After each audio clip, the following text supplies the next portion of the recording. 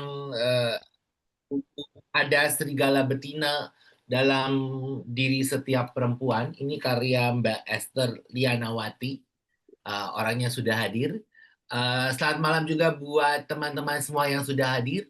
Ada Kirana, ada Herda, ada Mbak Wiji. Wiji, ada Yosep Beckham. Ada Mbak Esther juga, terus ada seperti biasa Ocehan Random, 3 orang selalu muncul, ada Lita, ada Junita, dan saya sendiri Gunawan atau Guni. Kita biasanya akan mengulas ini dari perspektif pembaca. Mungkin teman-teman yang di sana tuh sudah baca bukunya atau belum nih? Atau gimana? Coba mungkin ada tanggapan dulu sebelum lanjut. Mbak Wiji udah baca atau Wuri udah atau yang lain atau belum punya bukunya? Sudah, Oh, bagus baik. banget. Oh, oke. Baik, thank you. Benar-benar menginspirasi. Baik, sebelum kita lanjut ke Mbak Esther, kita mulai dulu. Terus terang aku belum selesai. Aku memang slow slow reader. Eh, Kemudian juga bulan ini lagi hektik banget di kantor karena ada urusan menyangkut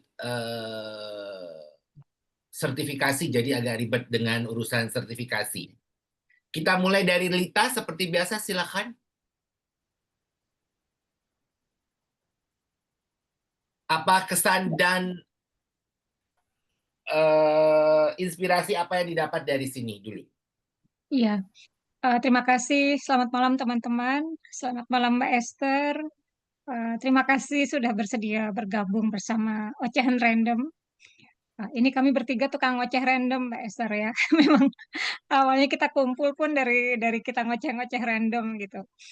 Eh, dan sekadar pengantar ke teman-teman, Ocehan Random ini memang sengaja tidak banyak gitu ya, tidak banyak meminta peserta untuk hadir. Jadi kita memilih yang sedikit tetapi bisa intimate gitu. Jadi masing-masing orang yang hadir dalam forum ini bisa memperkenalkan diri minimal, memunculkan diri, kemudian kenapa suka membaca, kemudian kenapa suka tertarik dengan topik-topik yang kita ajukan. Kurang lebih begitu formatnya Mbak Esther. Nah, kalau dari saya, buku ini ada serigala betina dari dalam diri setiap perempuan. Eh, saya udah lama sih sebetulnya berkenalan dengan buku ini. Tadi saya sudah bilang ke Mbak Esther ya, bahwa supervisor penelitian saya sering menyebut buku ini gitu, karena saya terlibat dalam sebuah penelitian yang mengencourage, mendorong ibu-ibu untuk punya visi dalam diri mereka bahwa mereka itu perempuan, mereka itu manusia, dan mereka itu berdaya gitu.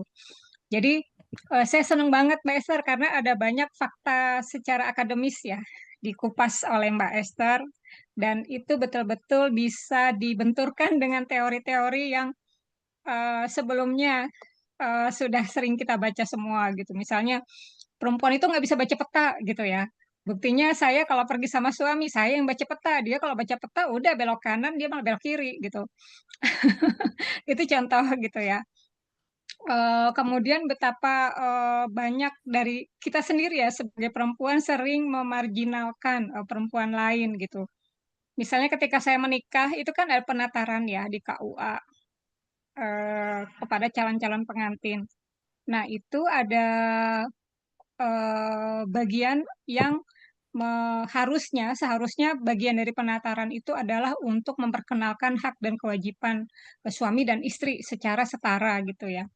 Tetapi malahan penataran itu diisi oleh misalnya gini, ibu-ibu nanti di rumah kalau udah nggak kerja dandan yang cantik-cantik, nanti di rumah di laki-laki sana suami ibu di luar akan ketemu perempuan yang jauh lebih cantik. Kita kan udah dasteran terus dilihatnya gitu. Dalam hati, ya ampun, ini penataran untuk menyelamatkan istri, menyadarkan suami kayak gitulah. Kok isinya malah yang kayak gini gitu. Itu saya jadi ingat ketika sebulan ini saya baca buku ini Mbak Esther bahwa bagaimana soal psikologi feminis ya yang mengawali esai-esai di buku ini itu masih belum dikenal dengan benar oleh, masyarakat kita. Saya pikir segitu dulu, nanti mungkin teman-teman yang lain akan menambahkan, kalau saya yang bicara banyak nanti ini jadi forum saya, gitu ya. Baik. Eee, iya, terima Uh, kasih Guni. ya, tadi Mbak Wuri bilang udah baca dan mendapatkan apa ya banyak inspirasi dari situ. Mungkin Mbak Wuri bisa disampaikan dulu sedikit apa yang didapat ketika membaca buku ini. Hal yang paling aku senangi itu pas ada bagian anak-anak gak butuh mama sempurna, anak-anak butuh bahagia. Intinya tuh kayak gitu. Nah, Hmm. selama ini aku mikir, wah untuk apa juga aku ribet-ribet menyempurnakan dalam tanda kutip diriku cuma buat memenuhi ekspektasi orang lain. Sudah harus kerja, berangkat pagi, pulang malam, rumah harus beres, anak-anak harus beres, harus bersih. Pokoknya semua harus selesai dalam sekejap mata. Aku mana bisa. Terus anakku sempat nanya, Mama kok kerja sih? Aku sempat mikir enaknya ngomong gimana ya. Ya udah terus akhirnya sampai pas bab itu aku ngomong, Mama minta maaf, Mama nggak sempurna karena Mama kerja berangkat pagi, pulang malam. Dan ini buat kita semua. Dan sejak saat itu aku merasa kayak ngerasa lega banget. Oh ternyata mereka nggak butuh Mama perfect yang tiap hari marah-marah demi rumah dan anak-anak sempurna. Ya akhirnya aku minta maaf sama anak-anak dan anak-anak bisa menerima, oke, it's fine, it's okay. Mamaku emang kayak gini dan mereka bisa memaklumi dan ternyata itu melegakan hati juga gitu sih. Oke, Mbak Esther, sebelum ke yang lain nih, kan kalau aku baca sepintas ya ini kan banyak teori banget nih, ya kan? Sampai dan kesannya tuh kan di sini tuh yang aku tangkap eh, banyak perempuan di sana yang dari hasil penelitian ini yang memang eh, mereka itu selalu disudutkan gitu. Nah, ini kenapa Mbak? Kenapa selalu perempuan yang disudutkan gitu? Kalau dari sini ini kan kesan si Mek yang ada yang karena dia apa gitu yang sama bapaknya gitu terus kena kesannya tuh disudutkan terus si perempuan di kalau dari hasil penelitian yang di bab-bab awal tuh. Oke, iya sebelumnya aku mau mengucapkan terima kasih ya dari tadi, sempet ngobrol sama Mbak Juwinita sama Mbak Lita, tapi belum bilang makasih buat teman-teman Gak ocehan apa-apa, random ya. santai. Terima kasih sudah aku seneng banget ya karena tadi yang kata Mbak Lita, maksudnya ya kita sedikit tapi, intim gitu ya, akrab gitu. Dan, terima kasih juga sama teman-teman lain yang sudah hadir, ada beberapa nama yang aku kenal dan, untuk pertama kalinya bisa ketemu online ya sama Ruri, sama Herda gitu. Ya, ini juga ada Joseph Beckham ya, aku sudah cukup terbiasa dengan Joseph karena waktu itu kita di kelas Hipatia. Terima kasih untuk teman-teman lainnya, Mbak Wiji tadi ya, terus, ada yang lain aku belum sempet lihat lagi. Dan, aku kayaknya sempet lihat tuh yang story-nya, Mas Gunawan ya, Mas Guni, yang di-share sama Ocehan Random ya. Aku Hmm. sampai ngakak waktu itu karena kayaknya pusing gitu bacanya esai ya. Judulnya kayaknya kayaknya aku dulu Oh, pernah yang itu di ya, yang aku di stasiun kereta. kayaknya aku kayaknya komentarnya itu loh yang aku langsung bikin ngakak gitu. Nah iya memang, karena ini kan sebetulnya yang buku pertama ini yang ada Serigala Betina itu memang memang sebetulnya itu Rifai Asyari ya dari editornya, EA Books ya di edisi apa, penerbit buku gitu. Itu yang menemukan kumpulan esai ini gitu, terus dia menyatukan dalam satu buku ini. Jadi memang mungkin ide awalnya, dulu itu waktu aku menulis, Ini sebetulnya kumpulan esai yang beberapa di antaranya itu kumpulan esai yang sudah cukup lama aku tulis gitu. Hmm. Jadi pertama kali aku, mengenal psikologi feminis gitu dan, yang membuat aku sendiri berpikir, "Loh kok dulu waktu gue kuliah nggak pernah dapet ya?" Gitu. Nah itu akhirnya, ada keinginan sebetulnya waktu itu untuk memperkenalkan psikologi feminis ini gitu. Dan psikologi feminis ini kan, apa namanya, ingin berusaha membongkar sebetulnya bagaimana ideologi, sebenarnya aku sendiri lebih senang menyebutnya ideologi kejantanan ya, ideologi penjantanan dunia.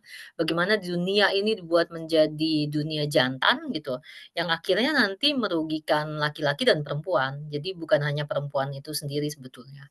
Nah, yang ingin aku waktu itu sih harapanku sebetulnya pengen membongkar bagaimana ideologi ini gitu, atau kita kenalnya gampangnya ideologi patriarki gitu ya. Bagaimana patriarki ini itu bisa, mengacaukan, merusak, menghantam, sebetulnya jiwa perempuan gitu. Jadi bagaimana perempuan itu, bisa menjadi makhluk yang inferior gitu, itu, apa, yang nggak berani gitu, bahkan mengambil keputusan sendiri pun, tidak dibiasakan gitu.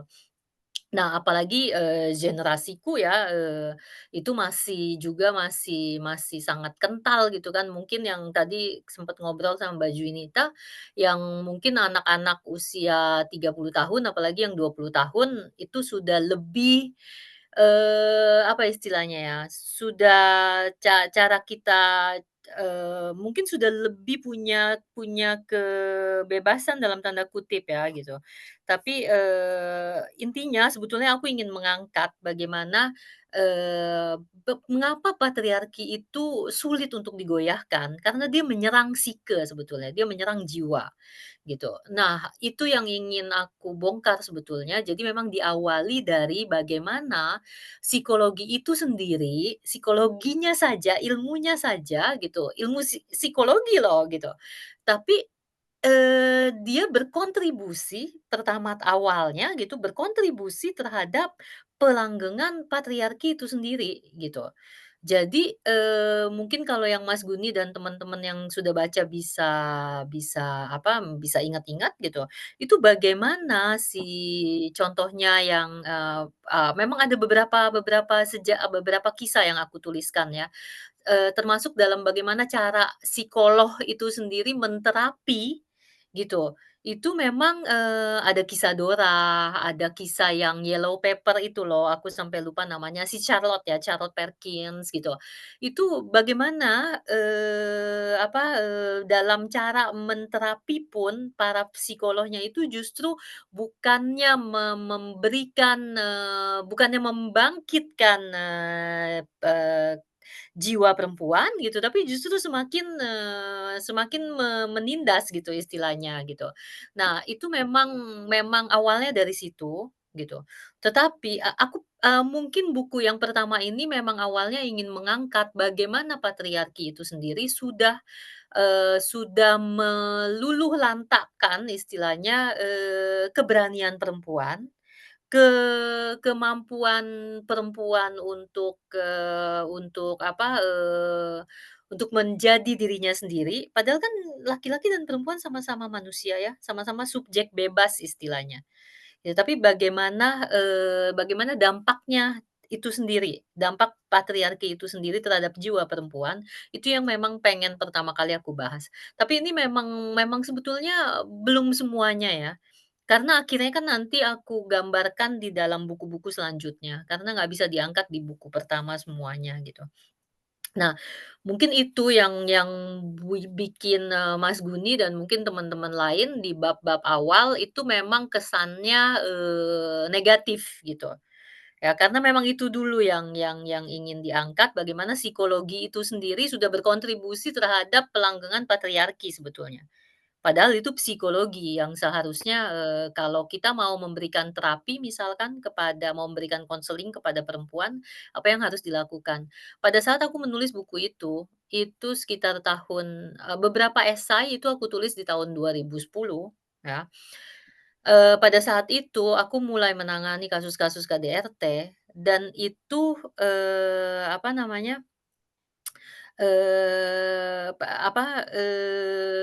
psikolog yang menangani kasus KDRT secara umum pada saat itu masih belum paham. Jadi masih menuntut kepada perempuan untuk, maafkan pelaku gitu. Jadi waktu itu di Indonesia sendiri kita belum belum bisa membedakan antara kasus-kasus kekerasan dalam rumah tangga dengan kasus-kasus konflik dalam rumah tangga, karena setiap pasangan pasti ada konflik kan gitu. Tapi maksudku, kita nggak bisa mengkategorikan semua ke dalam kekerasan dalam rumah tangga. Tetapi, pada tahun 2010-an itu gitu, yang terjadi adalah kita masih mengkategorikan jadi satu. Bahkan kekerasan dalam rumah tangga pun kita masukkan ke dalam konflik ke rumah tangga biasa. Maksudku sebetulnya banyak psikolog pada saat itu beda mungkin ya dengan sekarang kan sudah 15 tahun berlalu ya, gitu. Jadi pada saat itu memang memang psikolog sendiri masih belum paham gitu, tentang isu-isu KDRT dan sebagainya gitu. Nggak tahu deh aku di-cut aja ya Mas Guni, aku suka bawel dan panjang Nggak lebar. apa-apa, nggak apa-apa, nggak apa-apa. Ya justru kan ini harus, nah tadi kan kalau tadi Mbak Esther bilang bahwa KDRT gitu kan ada konflik dan apa tuh tadi itu, ada konflik rumah tangga dan kekerasan dalam rumah tangga. Dan tadi disebut kadang-kadang di Indonesia malah si konflik ini dianggap satu dalam, kekerasan dalam rumah tangga, ya kan?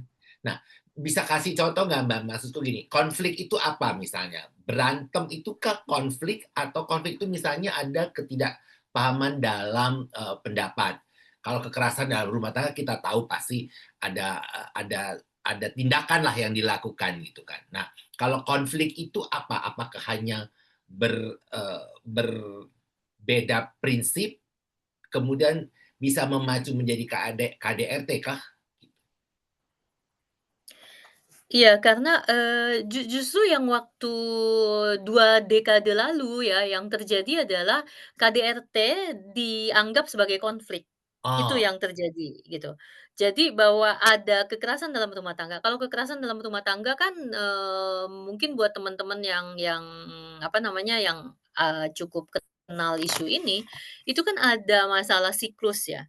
Ada hmm, siklus kekerasan gitu. Jadi yang tahap bulan madu, lalu nanti si pelaku mulai kasar, lalu, apa namanya, jadi si korban itu ditahan sedemikian rupa supaya nggak kemana-mana gitu. Jadi secara psikologis kayak bergantung kepada si pelaku gitu. Jadi ada apa ya, ada mekanisme kontrol dan kekuasaan. Jadi dikontrol sedemikian rupa si korban dibikin takut, dibikin nggak berani pergi gitu, dibikin bergantung gitu, sambil dikasari, diperlakukan semena-mena dan korbannya yang sulit untuk keluar gitu. Jadi ada siklusnya sebetulnya, siklus hmm, nanti si pelakunya minta maaf gitu, lalu nanti berbuat lagi gitu. Jadi, ada siklus yang membuat si korban bertahan sebetulnya. Nah, waktu zaman itu sebelum, bahkan pada saat undang-undang penghapusan kekerasan dalam rumah tangga sudah berhasil disahkan dan itu perjuangan kelompok feminis ya itu. Nah, berhasil disahkan tahun 2014 kalau nggak salah. Itu yang penanganan kasusnya masih sangat kacau. Jadi bukan hanya polisi yang masih bingung gitu, maksudnya polisi tuh jadi yang kalau korban datang itu pasti didamaikan. Udah damai aja itu suaminya udah baik gitu loh, itu mau minta maaf gitu, jadi disuruh damai. Jadi bukan hanya polisi yang memang awam dengan kasus-kasus ini, apalagi saat zaman itu ya gitu. Tetapi hmm, juga maksudku tadi itu psikolog sendiri, konselor sendiri itu masih belum paham pada zaman itu bahwa kekerasan dalam rumah tangga bukan konflik biasa, gitu. Jadi hmm, itu yang terjadi gitu. Tapi yang terjadi sekarang, yang aku amati ya beberapa tahun, jadi akhirnya kan, undang-undang PKDRT oke, kita mulai kenal gitu, orang mulai lapor dan sebagainya. Yang terjadi adalah gitu, kita menjadi eksesif lagi, berlebihan lagi. Jadi, yang terjadi adalah konflik dalam rumah tangga itu bisa kita ajukan sebagai kekerasan dalam rumah tangga, gitu loh. Jadi maksudnya ada kekacauan konsep sebenarnya. Hmm. Maksudku ya, gini deh, yang sudah berumah tangga gitu, siapa sih yang nggak pernah berantem sama pasangannya, gitu. Ya, kita, dalam banyak kasus ya, dalam banyak kasus, bukan banyak lah, tapi tidak sedikit konflik dalam rumah tangga. Konflik ya, tidak ada siklus KDRT-nya. Tetapi itu mungkin akan berakhir dengan tindakan misalkan tanpa kita nggak sengaja, bukan nggak sengaja, tapi kita nggak nyangka bahwa kita ternyata saking kesalnya, kita menyakiti pasangan kita. Yang sebetulnya tindakannya bisa kita kategorikan sebagai tindak kekerasan. Misalkan nggak sengaja atau mungkin kita mencengkeram dia terlalu keras gitu loh, atau mungkin kita sampai nggak sabarnya gitu karena konfliknya kacau gitu, berantemnya kacau gitu. Jadi dalam pasangan-pasangan yang memang patologis juga gitu, mungkin kita nggak sengaja kita menampar, kita nggak sadar kita hilaf, kita menampar gitu. Ya, ini tidak sedikit yang terjadi seperti itu. Tetapi kita kan nggak bisa mengkategorikan itu sebagai tindak KDRT. Tindakan penamparan, tindakan cengkeraman itu adalah tindak kekerasan dan tidak bisa ditoleransi. Tetapi kita tidak bisa mengkategorikan itu sebagai kekerasan dalam rumah tangga yang bersiklus itu loh. Tetapi Hmm. karena kita tapi karena ketidakpahaman kita akan melaporkan semua kasus itu, yang bahaya adalah yang sering digunakan oleh pelaku KDRT ya, itu adalah jadi dia melaporkan balik korbannya. Jadi korban yang sudah babak belur bertahun-tahun ya, bayangkan ini korban babak belur bertahun-tahun, sudah diperkosa suaminya, sudah ditampar, dipukul, ditendang dan sebagainya, itu yang kasus yang kacau-kacau itu, ada gitu, yang lebih dari itu yang ya intinya terus akhirnya korban melapor ya. Tetapi si pelaku kan tidak bisa terima dilaporkan korban, gitu. Akhirnya yang terjadi apa? Pelaku menggunakan ayat dari Undang-Undang PKDRT untuk mengatakan bahwa, "Loh saya juga kok dikenai tindak kekerasan, istri saya juga sempat menampar saya." Padahal yang terjadi adalah ketika istrinya menampar, itu adalah tindak pembelaan. Mungkin karena dia sangat terjepit, karena dia sangat akhirnya dia berusaha membela, berusaha keluar dari situasi itu gitu. Lalu akhirnya dia, melukai si suami gitu. Tetapi pengacara pelaku tidak mau tahu gitu. Dia yang penting kan untuk pengacara pelaku adalah membebaskan si pelaku gitu. Nah, akhirnya yang terjadi adalah, suami dan istri saling melaporkan, padahal ada satu korbannya, yang satu lagi nggak bisa kita kategorikan sebagai KDRT, tetapi, hukum kita itu tidak bisa membedakan. Karena, aku nggak tahu deh ini teman-teman mungkin, jelas nggak, pusing nggak? Mas Guni kayaknya agak puyeng ya? Enggak, enggak, Nggak? bisa bisa, paham paham paham paham. Mmm. Sinyal agak nge-lag Oh, kali ya, sinyalnya agak nge-lag nih, kenapa Mas? makanya agak Ada putus-putus, freeze, ada freeze. agak freeze Oh, gitu. iya betul betul. Heeh heeh. Baik. Nah, jadi sebenarnya tapi kan kadang-kadang kan KDRT, nah ini yang menjadi agak membingungkan ya, karena kan kadang-kadang ada juga kan, memang kita tahu kita tuh sistemnya di Indonesia tuh kan patriarki banget ya, laki-laki adalah segalanya gitu. Tapi kan kadang-kadang kan ada juga, perempuan yang, eee, merasa dirinya lebih superior dari laki-laki kan, Mbak, gitu. Gimana tuh? Mhm. Iya karena itu yang menurutku ya, ideologinya sebetulnya ideologi penjantanan dunia gitu. Itu Mhm. yang aku coba jelaskan sebetulnya di buku, kedua, di buku Akhir Penjantanan Dunia. Karena, apa namanya, jadi kan, patriarki itu sebetulnya awalnya itu kan dari kata pater ya. Pater itu kan maksudnya ayah yang Betul. ini, putus-putus ya? Iniku juga ini ya. Jadi ayah yang berkuasa. Kenapa bisa terjadi patriarki gitu, itu kan kalau kita tilik sejarahnya gitu, itu nanti panjang sejarahnya nanti ke rahim sebetulnya. Jadi sebetulnya yang pertama kali ingin direbut itu adalah kepemilikan perempuan atas rahimnya sendiri. Dan ketika akhirnya nanti, apa itu namanya, ketika akhirnya nanti, rahim perempuan berhasil dikuasai, jadi nanti kan, ada proses agriculture gitu loh, yang peternakan segala macam dan si laki-laki mulai paham bahwa, oh ternyata reproduksi itu, bukannya si perempuan itu bukan makhluk gaib gitu, dia tidak menghasilkan anak begitu saja gitu, ya, tapi bahwa ada yang namanya reproduksi gitu. Nah, nanti Mmm. dari situ kan, bergabung dengan kapitalisme kapitalisme klasik kali, kapitalisme tradisional gitu. Itu nanti, laki-laki akan mulai menyita kekerabatan perempuan. Jadi nanti semua anak itu sebetulnya dikasih nama bapaknya gitu ya. Lalu, nanti perebutannya seperti itu, nanti ada penyitaan kekerabatan, lalu perempuan mulai, "Oh ya karena kamu melahirkan gitu, kamu yang ngurus anak," gitu, dan sebagainya itu poros penjantanan gitu loh. Jadi nanti poros itu akan terus berputar, lalu ada misogyny sebagai bahan bakar tentunya.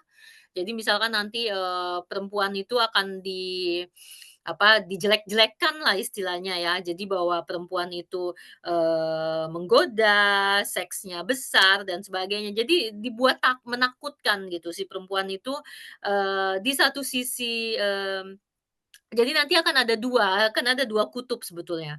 Maksudnya akan menganggap bahwa si perempuan itu adalah segalanya, karena, dari dialah, keturunan itu lahir gitu. Tetapi Mmm, juga, bahwa perempuan itu, digambarkan nanti akan seperti pelacur gitu. Jadi nanti kita akan punya perawan ibu pelacur sebetulnya. Gitu. Itu Mhm. kan, dan nanti perempuan itu akan mulai inferiorisasikan. Jadi akhirnya nanti yang dianggap dengan ideologi patriarki itu adalah yang menganggap, perempuan itu sebagai inferior dan laki-laki itu superior. Itu sebetulnya awalnya, gitu. Jadi nanti semua yang berkait dengan laki-laki itu semua selalu superior. Semua karakteristik yang maskulin ya, itu semua adalah yang paling bagus gitu, yang berharga di mata masyarakat gitu. Jadi kalau teman-teman mungkin perhatikan gitu, semua yang terkait dengan perempuan di budaya kita ya, seperti misalkan pengasuhan anak, perawatan gitu, itu semua akan dibayar rendah oleh kapitalisme. Seperti kayak misalkan perawat, pengasuh, guru, itu semua akan menjadi karakter yang feminin, gitu. Dan semua karakter yang feminin itu akan dihargai, dinilainya rendah, gitu. Ya, tapi yang, karakter yang dikaitkan dengan laki-laki gitu, dengan kekuatan fisik, dengan intelektualitas, karena otak kan dikaitkannya dengan laki-laki ya. Ini kan baru sekarang, belum lama perempuan boleh sekolah, boleh perguruan tinggi, itu kan belum lama sebetulnya. Nah, jadi nanti semua yang dikaitkan dengan laki-laki itu akan dianggap tinggi. Tetapi itu kan awalnya. Nanti karena ideologinya adalah ideologi penjantanan dunia, lalu kapitalisme kan masuk tuh. Ya, kapitalisme akan bergandengan dengan patriarki gitu. Lalu yang akan terjadi adalah bahwa laki-laki sendiri yang tidak laki-laki kan dikonstruksi untuk jantan. Jantan itu apa sih? Laki-laki itu harus jadi laki-laki. Laki-laki harus apa? Misalkan deh sampai sekarang nih ya, oke perempuan sudah bekerja, berkarir, tetapi siapa yang dilekatkan tanggung jawab pencari nafkah utama? Tetap laki-laki. gitu. Antara laki-laki dan perempuan siapa yang akan lebih stres kalau, tidak bekerja jadi pengangguran, gitu. Itu, ini kita kita nggak bicara tentang perempuan kepala keluarga yang ini ya, yang balita, eee, ini dalam penelitian ya, karena dalam kebanyakan kasus juga akhirnya kan si perempuan yang menjadi kepala keluarga. Kepada laki-lakilah beban, pencarian nafkah itu dibebankan, gitu. Akhirnya kalau kita lihat nih, kembali ke kasus-kasus KDRT misalkan.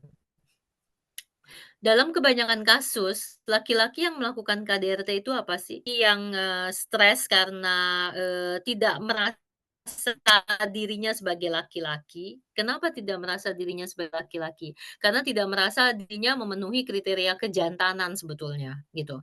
Jadi mungkin penghasilannya lebih rendah daripada istri, gitu. Kan kita sering bilang ya, "Loh kok itu padahal istrinya tuh ya, istrinya loh yang sudah cari nafkah, apa segala macam, itu lakinya masih mukulin dia aja," gitu. Karena sebetulnya justru di situ, kompleksitasnya gitu loh, kompleksitas dari KDRT gitu. Nah, intinya adalah, akhirnya laki-laki sendiri di dalam budaya patriarki, laki-laki itu sendiri juga saling menindas gitu. Dalam arti, laki-laki yang lebih jantan itu kan akan jadi bos gitu loh. Dia lebih lebih ini kan, lebih punya daya tahan, lebih punya kemampuan berstrategi dan sebagainya, itu kan yang akan menang, yang akan memimpin gitu. Nah, ada laki-laki yang jadi pegawai rendah gitu, jadi buruh dan sebagainya gitu.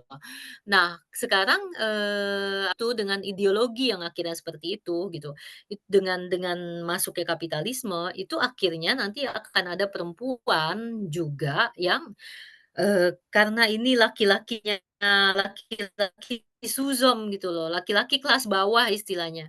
Jadi, itu akan ditindas bahkan oleh, perempuan itu sendiri karena nilai-nilai yang akhirnya menjadi nilai-nilai yang superior di dalam budaya kita itu adalah nilai-nilai yang maskulin gitu. Dan ketika si perempuan ini bisa mengambil nilai-nilai yang maskulin di dalam budaya kita saat ini kan bukan budaya patriarki zaman awal loh. Ini budaya patriarkinya masih kuat, tetapi kita juga ada kapitalismenya kuat gitu.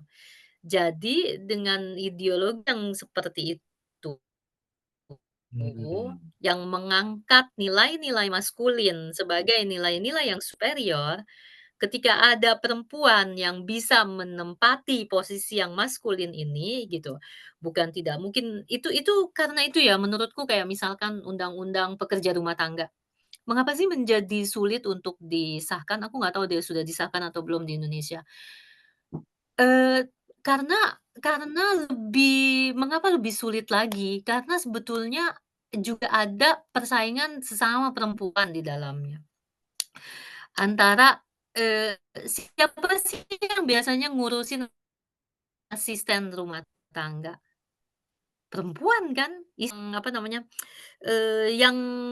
kepada istrilah, segala sesuatu yang terkait dengan domestik itu di istri. Ya, siapa yang mengatur, pekerja rumah tangganya? Pekerja rumah tangga, apalagi pekerja rumah tangga perempuan itu biasanya bukan suami loh yang turun tangan, si istri yang turun tangan. Dan kepada istrilah diberikan kekuasaan di dalam rumah tangga ini, termasuk dia yang akan mengurusi asisten rumah tangganya, gitu. Dan, tidak sedikit kasus ketika misalkan istri menerima kekerasan dalam rumah tangga dari suaminya, gitu. Itu pelampiasannya adalah kepada yang lebih rendah kan selalu, itu kepada pekerja rumah tangganya, gitu. Jadi kadang, mengapa enggak, eee, a mungkin undang-undang PRT adalah undang-undang yang paling kurang juga dukungannya dari sesama perempuan sendiri loh. Karena, apa ya, budaya kita sendiri kan, budaya yang ingin, menguasai gitu loh. Kita kita selalu pengen punya secara secara apa sih,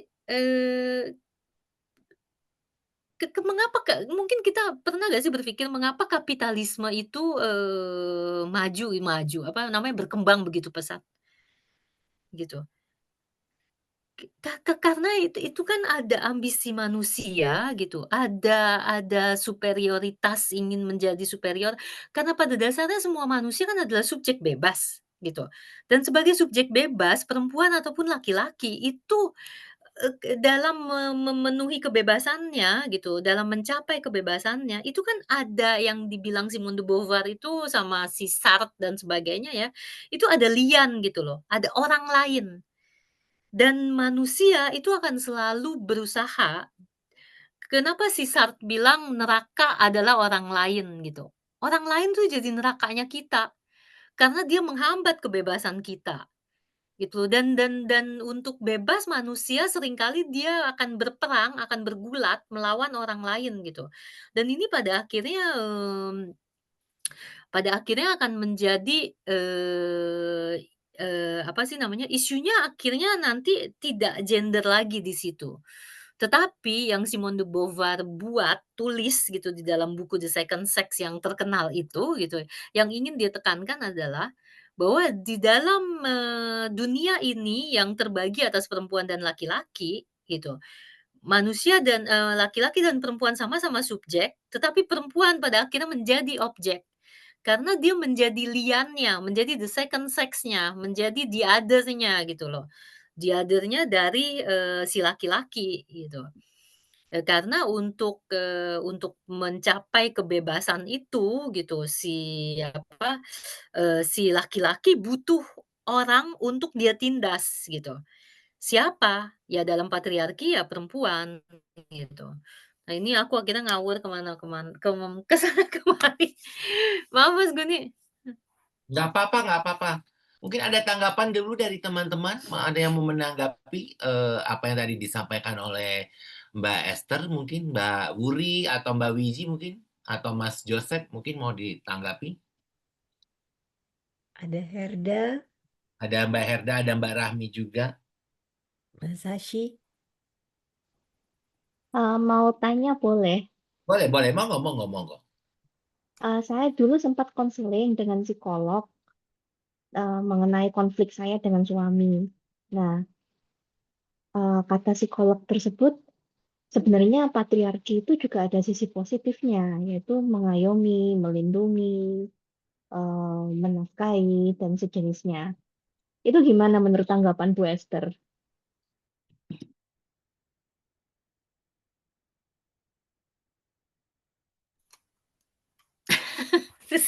Sisi positif dari patriarki gitu Ruri ya?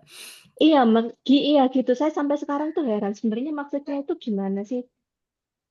Saya sendiri juga merasakan efek negatif dari patriarki, tapi ya kok saya sempat konseling dan hasilnya relasi saya dengan suami ya sedikit lebih enak dikit gitu. Tapi kok saya sampai sekarang masih overthinking. Sebenarnya underlying meaning dari yang diutarakan oleh psikolog itu sebenarnya apa gitu? Iya karena sebetulnya, apa namanya, kalau kalau kita lihat sejarah ya, dari awalnya patriarki berkembang dan sebagainya itu, ada satu psikoanalis ya, tapi sebenarnya beliau sudah meninggal, siapa itu namanya, Gabriel, Rubang kalau nggak salah. Itu yang sebetulnya dia juga, dia dia coba melihat secara objektif bahwa sebetulnya patriarki itu kan, kita kan sering sering menyalahkannya, "Oh, itu laki-laki tuh," gitu, "laki-laki yang pelaku, abis deh," gitu istilahnya, padahal mungkin, kalau kita sebenarnya ya wacana-wacana seperti itu kan juga kurang masuk ya, tidak tidak sulit untuk masuk ke dalam, masyarakat hari ini karena kayak misalkan dia Mas Guni gitu, apa Mas Guni, Joseph gitu, apa Mas Guni sama Joseph, mau menindas perempuan kan juga tidak gitu ya, iya nggak Ya sih gitu enggak lah. maksudku Maksudku kita kan nggak bicara laki-laki sebagai perorangan ya, sebagai individual gitu. Tapi kita juga, kita bicara bagaimana patriarki itu dulu bisa berkembang gitu. Mungkin, memang awalnya itu, jadi kan, jadi pertama kali sebetulnya pertanyaan kosmis, kosmos, kosmik yang paling, awal itu kan bagaimana sih, kelahiran kelahiran awalnya, lalu nanti kematian gitu. Ya jadi bayangkan deh nenek moyang kita itu kan bertanya-tanya dong, "Ini kok bagaimana bisa itu perempuan itu melahirkan, terus yang dilahirkan anak laki-laki lagi?"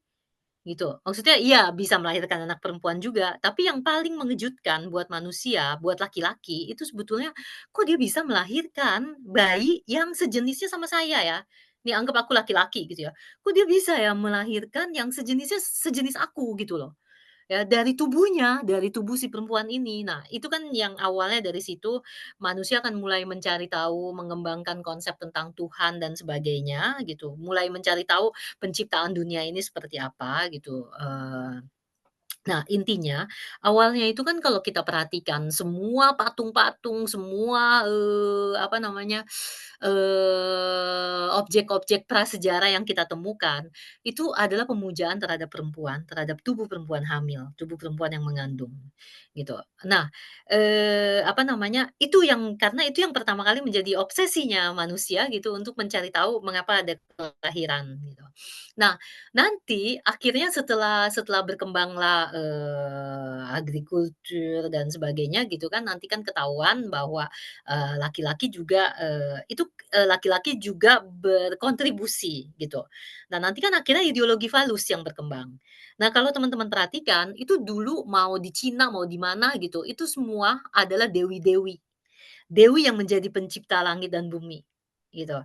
Nanti dewi-dewi ini akan digantikan, awalnya dewi dan anak laki-laki. Jadi nanti setelah anak laki-laki ini, konsep patriarki mulai berkembang, itu akan berganti, akan bergeser jadi dewi dengan anak laki-lakinya.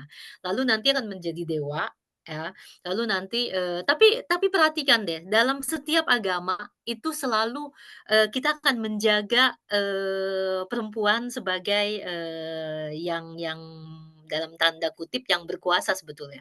Seperti kayak misalkan Katolik itu kan, awalnya Kristen ya sebetulnya, itu kan juga kita masih punya Bunda Maria gitu.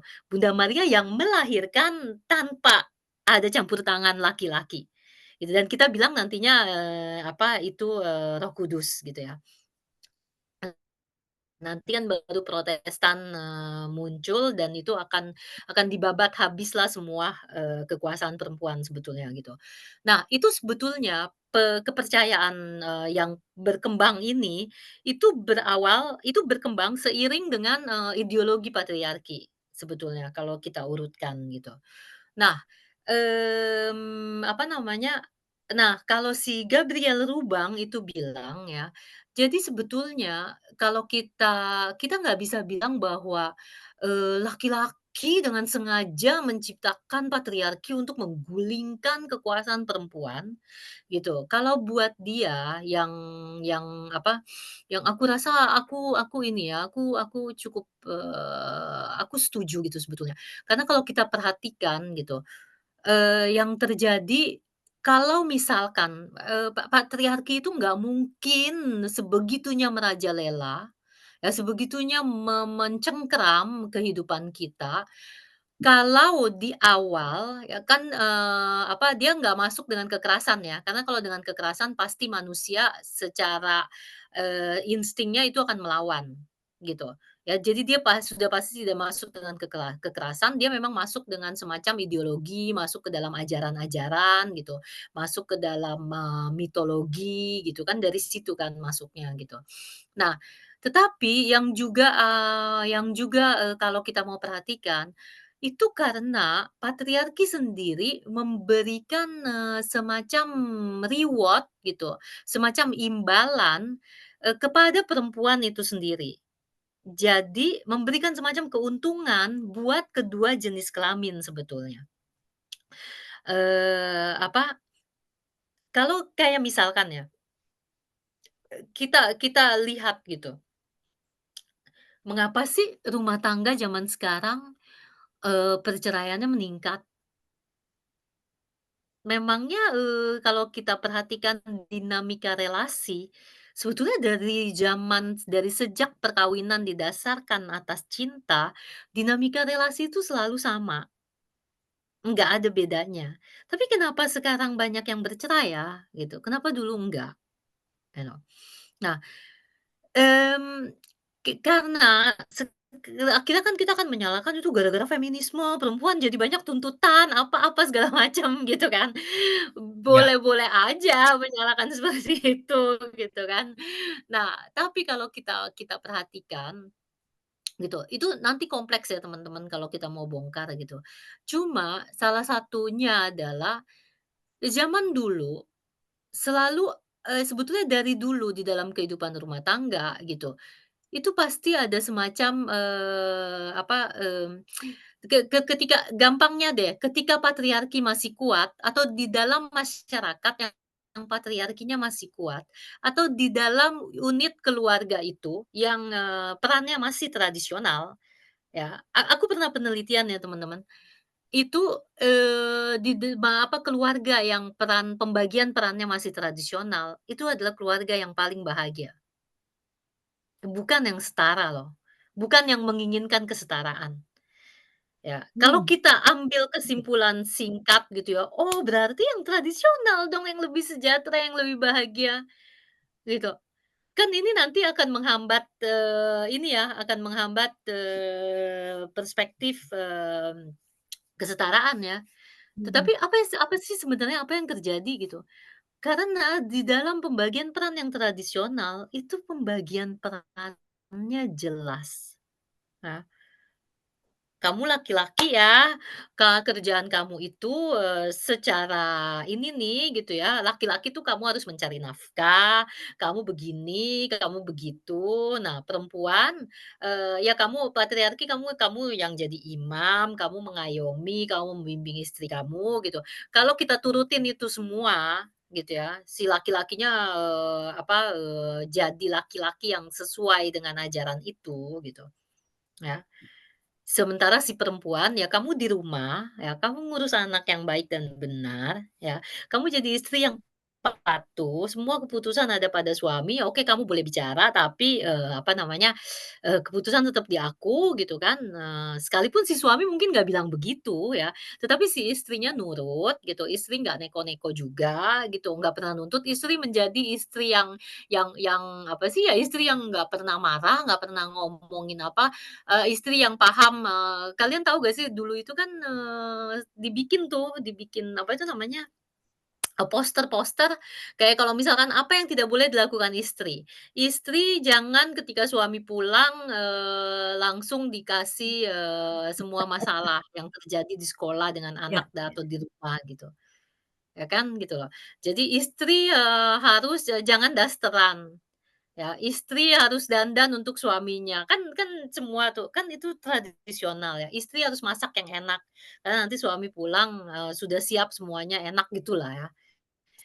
Nah, ketika dua-duanya mengikuti pembagian peran yang tradisional, dua-duanya oke, dua-duanya senang, dua-duanya merasa, saya punya suami yang baik, saya punya istri yang setia, istri yang manut, istri yang ini itu sabar dan sebagainya. Positif kan? Law patriarki kan positif, yeay gitu.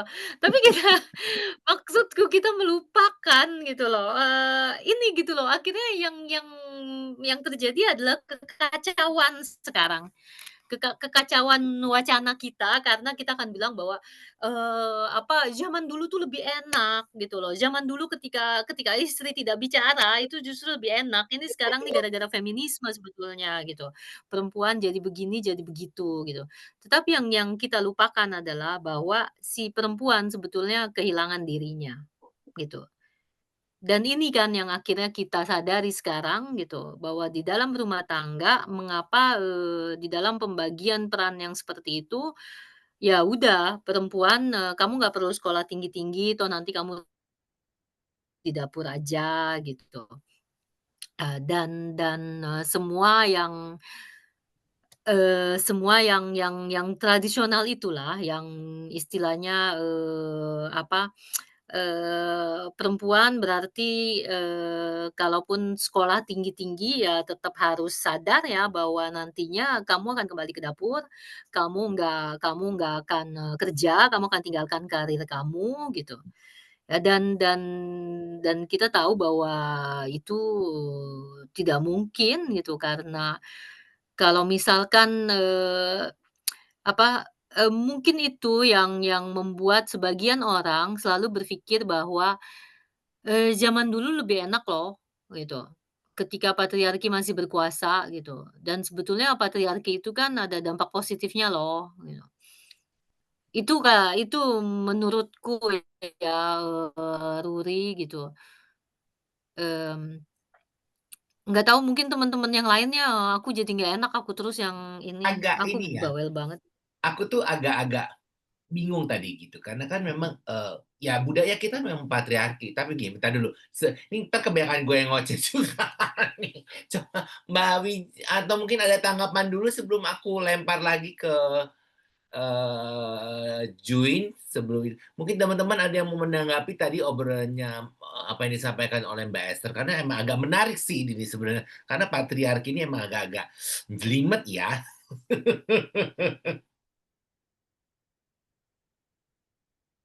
Perempuan tuh kayaknya gimana gitu kalau udah sama patriarki ini.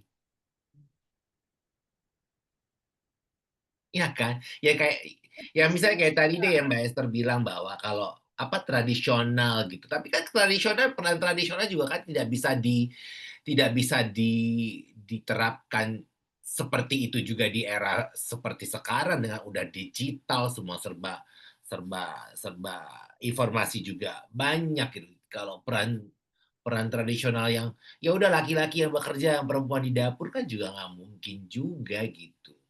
Balik lagi juga pengalaman teman-teman di sini kan gitu bahwa perempuan yang menikah pun juga memang harus mungkin bukan kesetaraan kali ya dengan patriarki, tapi mungkin bahwa mereka kita adalah mitra kali lebih cocoknya. Sehingga kita bisa seiring sejalan. Walau bagaimanapun kan tetap patriarki yang akan lebih dilihat gitu. Jadi mungkin menurut aku sih perempuan dan laki-laki dalam ini adalah mitra sejajar. Soalnya kalau menurut gue sih, mungkin karena gue besar di begini, Indonesia itu kan luas ya. Walaupun kayak gue datangnya dari Sulawesi, patriarki kan, karena harus karena mau nggak mau gue harus pakai nama ayah kan. Nah, Ketika Batak juga gue atau patriarki. iya. Nah tapi gue ngerasa sebagai orang Manado itu punya patriarki itu kesetaraan gender itu sebenarnya ada di situ menurut gue. Karena dari kecil tuh kayak biasa tuh lihat papa masak gitu. Mama kerja ya, mama sama papa kerja. Jadi papa masak atau di Manado itu yang bikin makanan yang enak itu justru laki-laki, bukan perempuan. Karena kan kemampuan untuk maaf ya, masukin ayam atau apapun daging ke dalam bulu bambu terus bakar itu kan keringetan gitu ya. Jadi yang gue lihat tuh om-om gue tuh kalau mau pesta iya istilahnya bahasa Manadonya bakar. Jadi mereka yang bakar-bakar. Tapi dari kecil gue mungkin karena tergantung latar belakang, pendidikan, culture, budaya. Karena dari kecil gue inget waktu gue zaman pacaran nih, nyokap gue bilang gini, decide mau kawin atau tidak. Nggak kawin juga nggak apa-apa. Hmm. Dan tapi ketika gue akhirnya ketemu keluarga suami yang literally beda nih Sunda, terus gue bilang kamu masak deh depan keluarganya, terus keluarganya bilang gini, Juin kamu nggak pantas loh nyuruh suami kamu masak. Nanti di belakang pantatnya tumbuh apa gitu. Gue Jadi buat gue patriarki,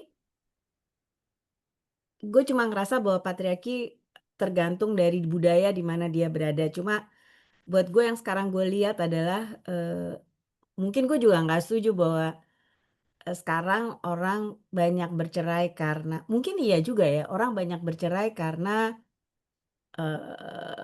peran tradisionalnya itu sudah tidak jalan lagi ya, atau sudah menjadi sedemikian berkurang, mungkin.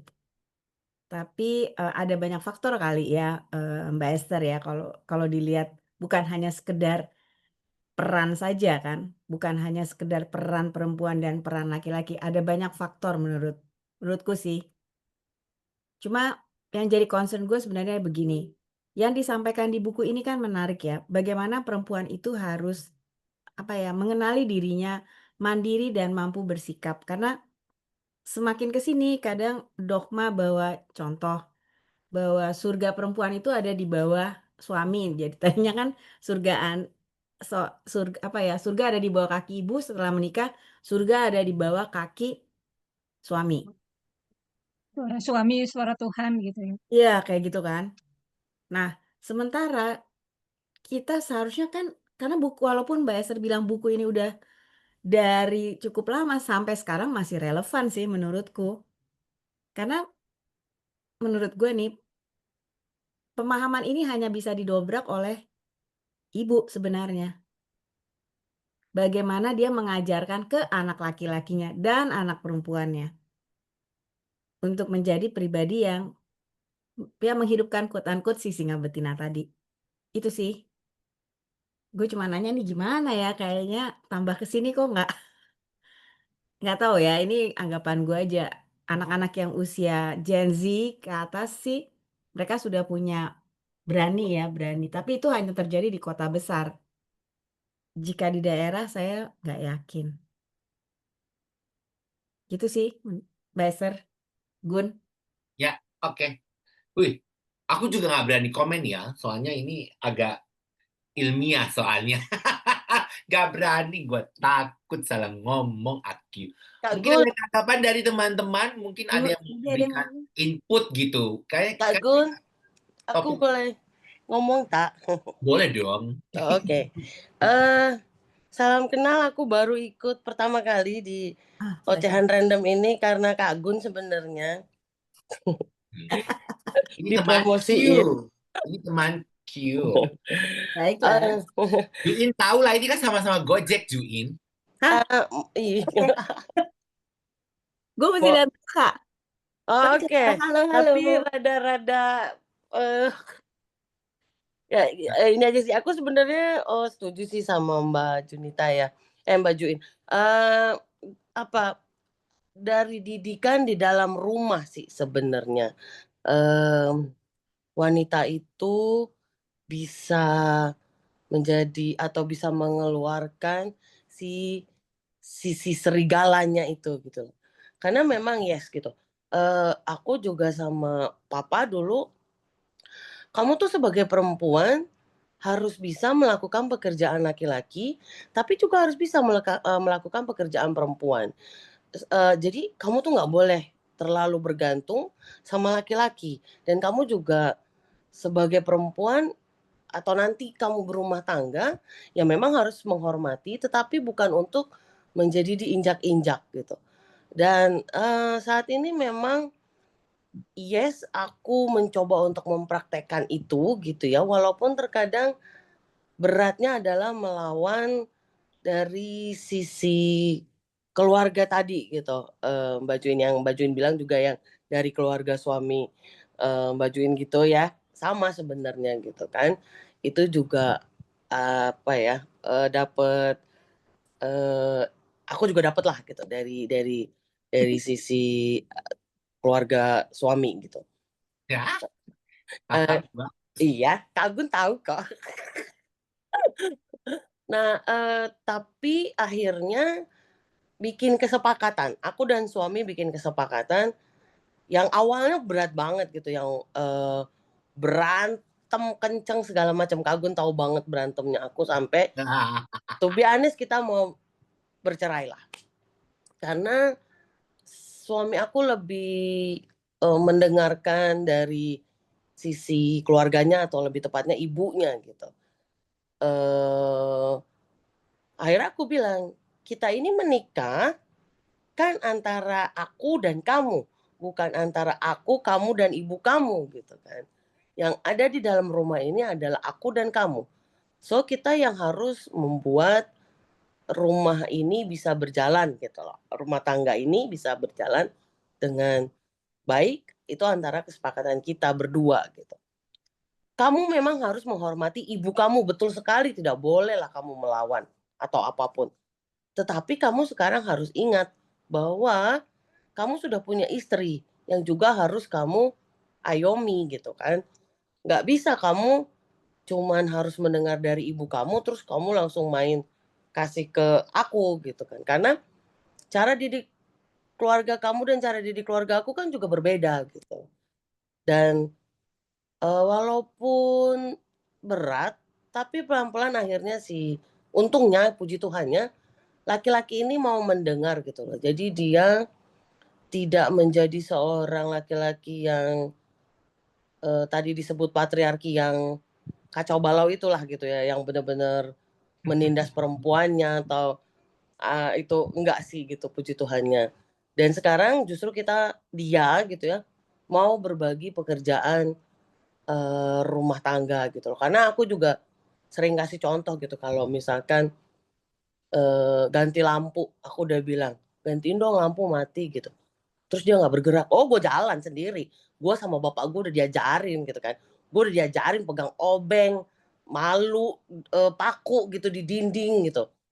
Dan itu ternyata bikin dia malu gitu ya karena Ya, lu mengintimidasi. oh harus Lu sedikit secara tidak langsung mengintimidasi kejantanan. harus sedikit diintimidasi gitu. Jadi itu harus apa ya dikeluarkan sisi-sisi itu Iya, gitu loh ya Kak. serigalanya mesti dikeluarkan. Gang. Iya, tapi memang sebenarnya kenapa aku juga bisa begitu karena ini kan suami aku yang kedua. Suami aku yang pertama itu aku masih wanita yang seperti tadi dibilang tradisional. Suami pulang harus disiapin minuman, siapin bajunya, bahkan dia juga nggak tahu di mana taruh bajunya karena aku yang siapin gitu kan. 10 tahun menikah sama dia, traumanya jujur sampai hari ini karena dia verbal abuse dan aku nggak bisa buktiin karena orang-orang bilang, "Enggak kok, dia nggak pernah pukulin kamu, dia nggak pernah tidak ada tanda-tanda di fisik aku yang memperlihatkan bahwa aku disakiti." Tetapi kata-kata yang keluar dari mulut dia itu benar-benar sampai hari ini terkadang menjadi aku kecil gitu kan. Nah aku tuh pas menikah kedua nggak lama memang ketemu sama Kak Gun dan aku memang banyak bercerita sama Kak Gun dan Kak Gun tuh banyak banget sih kasih insight-insight yang sampai hari ini puji Tuhan. Kalau psikolog banget gue. Tapi emang itu sih, Mbak Esther mungkin bisa memberikan tanggapan untuk temanku yang ini.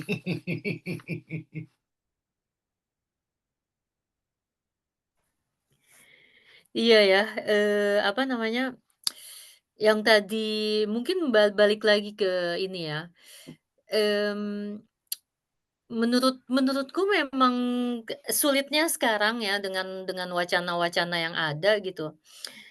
Jadi, ketika akhirnya, oh ya nih yang hari ini ada kemajuan, seperti ini dalam masyarakat kita gitu, bahwa perempuan, kayak gini deh, kalau kita bicara relasi rumah tangga itu kan memang kompleks ya, gitu. Yang tadi Kak Juwinita bilang juga kan, maksudnya, itu kan pasti udah bukan cuma masalah pembagian, peran gender tradisional atau enggak gitu, tapi kan banyak banyak hal gitu ya. Kenapa sih, kita bisa ketemu sama, pelaku KDRT gitu? Kenapa kita bisa menikahnya mungkin orangnya tidak melakukan kekerasan fisik gitu, tetapi, kekerasan psikis yang sampai, menggerogoti mental kita kan sebetulnya gitu. Nah, itu kan kalau kita mau kuliti itu, kalau kita mau bongkar itu kompleks sebetulnya. Persoalannya nanti, kalau kalau ini kalau dalam, pandanganku ya, patriarki itu mungkin, dia menjadi layarnya biar bagaimanapun. Maksudku, kita masyarakat kita yang hari ini bahkan di Prancis sekalipun gitu, itu, masih masyarakat yang patriarkis sebetulnya. Hmm. Dalam, dengan sedikit banyak gitu, itu berbeda, praktik-praktiknya gitu. Seperti misalkan tadi aku sempat baca Mbak Mbak Wiji tuh tulis apa ya, kayak misalkan yang di mana sih, oh iya, ada honor killing di Asia Selatan, di India, ketika suami meninggal harus bunuh diri mengikuti suaminya dan sebagainya gitu ya. Maksudku ada budaya patriarki yang masih sangat kuat gitu. Dan ada, budaya patriarki yang seperti misalkan tadi, kayak misalkan di keluargaku sendiri gitu, itu yang ayahku bukan yang ini ya, papa bukan tipe yang, kalau kamu anak perempuan kamu begini gitu, sama sekali enggak gitu ya. Kamu anak perempuan kamu harus bisa masak gitu, nanti kamu, balik-baliknya ke dapur juga gitu, itu sama sekali nggak ada gitu di keluargaku gitu. Ya, jadi memang ada di dalam setiap masyarakat sendiri, nuansa patriarkinya, derajat patriarkinya itu mungkin praktiknya gitu, ada perbedaan satu sama lain gitu. Tetapi ideologinya yang mendasari masyarakat sampai hari ini, dimanapun itu gitu, kecuali mungkin di beberapa tempat seperti di Cina ya, itu ada satu wilayah yang, masih menganut matriarki gitu. Jadi bukan patriarki, tapi matriarki gitu. Nah, tetapi secara umum, anggapan bahwa, laki-laki biar bagaimanapun itu adalah makhluk yang punya privilege, yang punya hak istimewa, yang, laki-laki dikonstruksi, aku bilang dikonstruksi ya, dikonstruksi untuk menjadi, laki-laki dikonstruksi dengan kekerasan loh. Karena dia harus menjadi orang yang tahan banting, orang yang keras gitu. Dia, pengonstruksian masyarakat patriarkis kapitalis apa sih, bahwa, laki-laki dari sejak remaja nanti nonton film porno gitu, ya. Jadi, dia dikonstruksi untuk melihat perempuan sebagai objek, media di mana-mana, itu menggambarkan, tubuh perempuan dan laki-laki sebagai penatap gitu. Jadi ini konstruksi sebetulnya. Jadi konstruksi, untuk yang laki-laki, istilahnya laki-laki dikonstruksi untuk menjadi makhluk yang besar probabilitasnya untuk bisa menjadi pelaku KDRT. Tetapi kita juga tahu bahwa dinamika manusia itu bukan semata-mata patriarki. Maksudku, kita dikonstruksi seperti itu, tapi bukan berarti semua laki-laki akan menjadi pelaku KDRT. Semua laki-laki adalah pemerkosa, kan tidak, gitu. Jadi, ada patriarki yang menjadi layar dari relasi kita, gitu. Tetapi juga, banyak hal lain gitu, yang mewarnai kompleksitas kehidupan manusia sebetulnya. Itu termasuk termasuk di dalam relasi itu sendiri gitu. Jadi, menurutku kalau ada orang yang zaman sekarang kan kita sering menyalahkan feminisme. Itu feminismenya kebablasan gitu. Jadi akhirnya banyak yang cerai sekarang karena perempuannya banyak menuntut, karena perempuan sekarang udah mandiri, padahal kalau kita mau lihat gitu, eee, kalau misalkan kita kita nggak harus jadi feminis ya, gitu. Kita nggak wajib jadi feminis, itu kalau menurutku pribadi ya, gitu. Maksudku tetapi yang harus kita pahami adalah bahwa tanpa feminisme sebetulnya, tanpa feminisme, Istri-istri korban KDRT kemungkinan besar akan masih bertahan. Mengapa? Karena kita yang di gereja akan dibilang bahwa itu adalah salib yang harus kita pikul. Ayo kita doakan saja atau nanti suami kamu akan bertobat gitu. Tuhan pasti akan dengar doa kamu gitu. Nah, jadi maksudku sebetulnya tanpa feminisme sebetulnya perempuan tidak akan kuliah sampai hari ini. Tanpa feminisme, kita tidak mungkin ada di sini hari ini berkumpul untuk bicara. Yang berkumpul cuma Mas Guni, Joseph gitu, ya. Karena jadi tanpa feminisme sebetulnya kita belum punya kartu bank sendiri, gitu. Karena di Perancis sendiri sampai tahun 65 ya, 1965 itu perempuan baru boleh punya rekening sendiri. Jadi waktu itu perempuan sudah boleh kerja, tapi gajinya masih diterima oleh laki-laki. Jadi suami yang ngambil gajinya. Maksudku, tanpa feminisme kita mungkin nggak boleh nyetir si perempuan. Tanpa feminisme, begini, begitu, begini, begitu, gitu. Iya, tanpa feminisme kita mungkin si perempuan korban kita nggak berani bercerai, gitu. Ya, tetapi maksudku di sini pada akhirnya ketika akhirnya kita menyalahkan, feminisme, itu juga sebetulnya karena akhirnya feminisme yang masuk ke dalam masyarakat, ide gagasan feminis yang masuk ke masyarakat itu, juga memang harus diakui banyak yang akhirnya menjadi ekstrim, yang akhirnya, terkesan, feminisme itu membenci laki-laki, menyalahkan laki-laki, mendikotomikan antara laki-laki dan perempuan, menganggap semua laki-laki adalah pelaku dan semua perempuan adalah korban, gitu.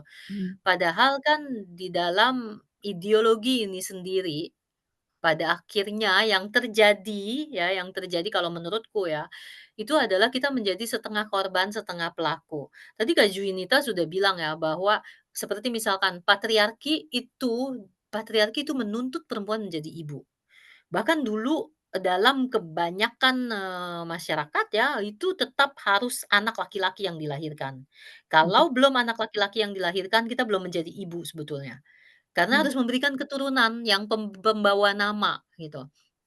Nah, dan dari ibu juga, karena ibu yang mengasuh anak, akhirnya kan dari ibu juga nilai-nilai patriarki itu diturunkan, gitu.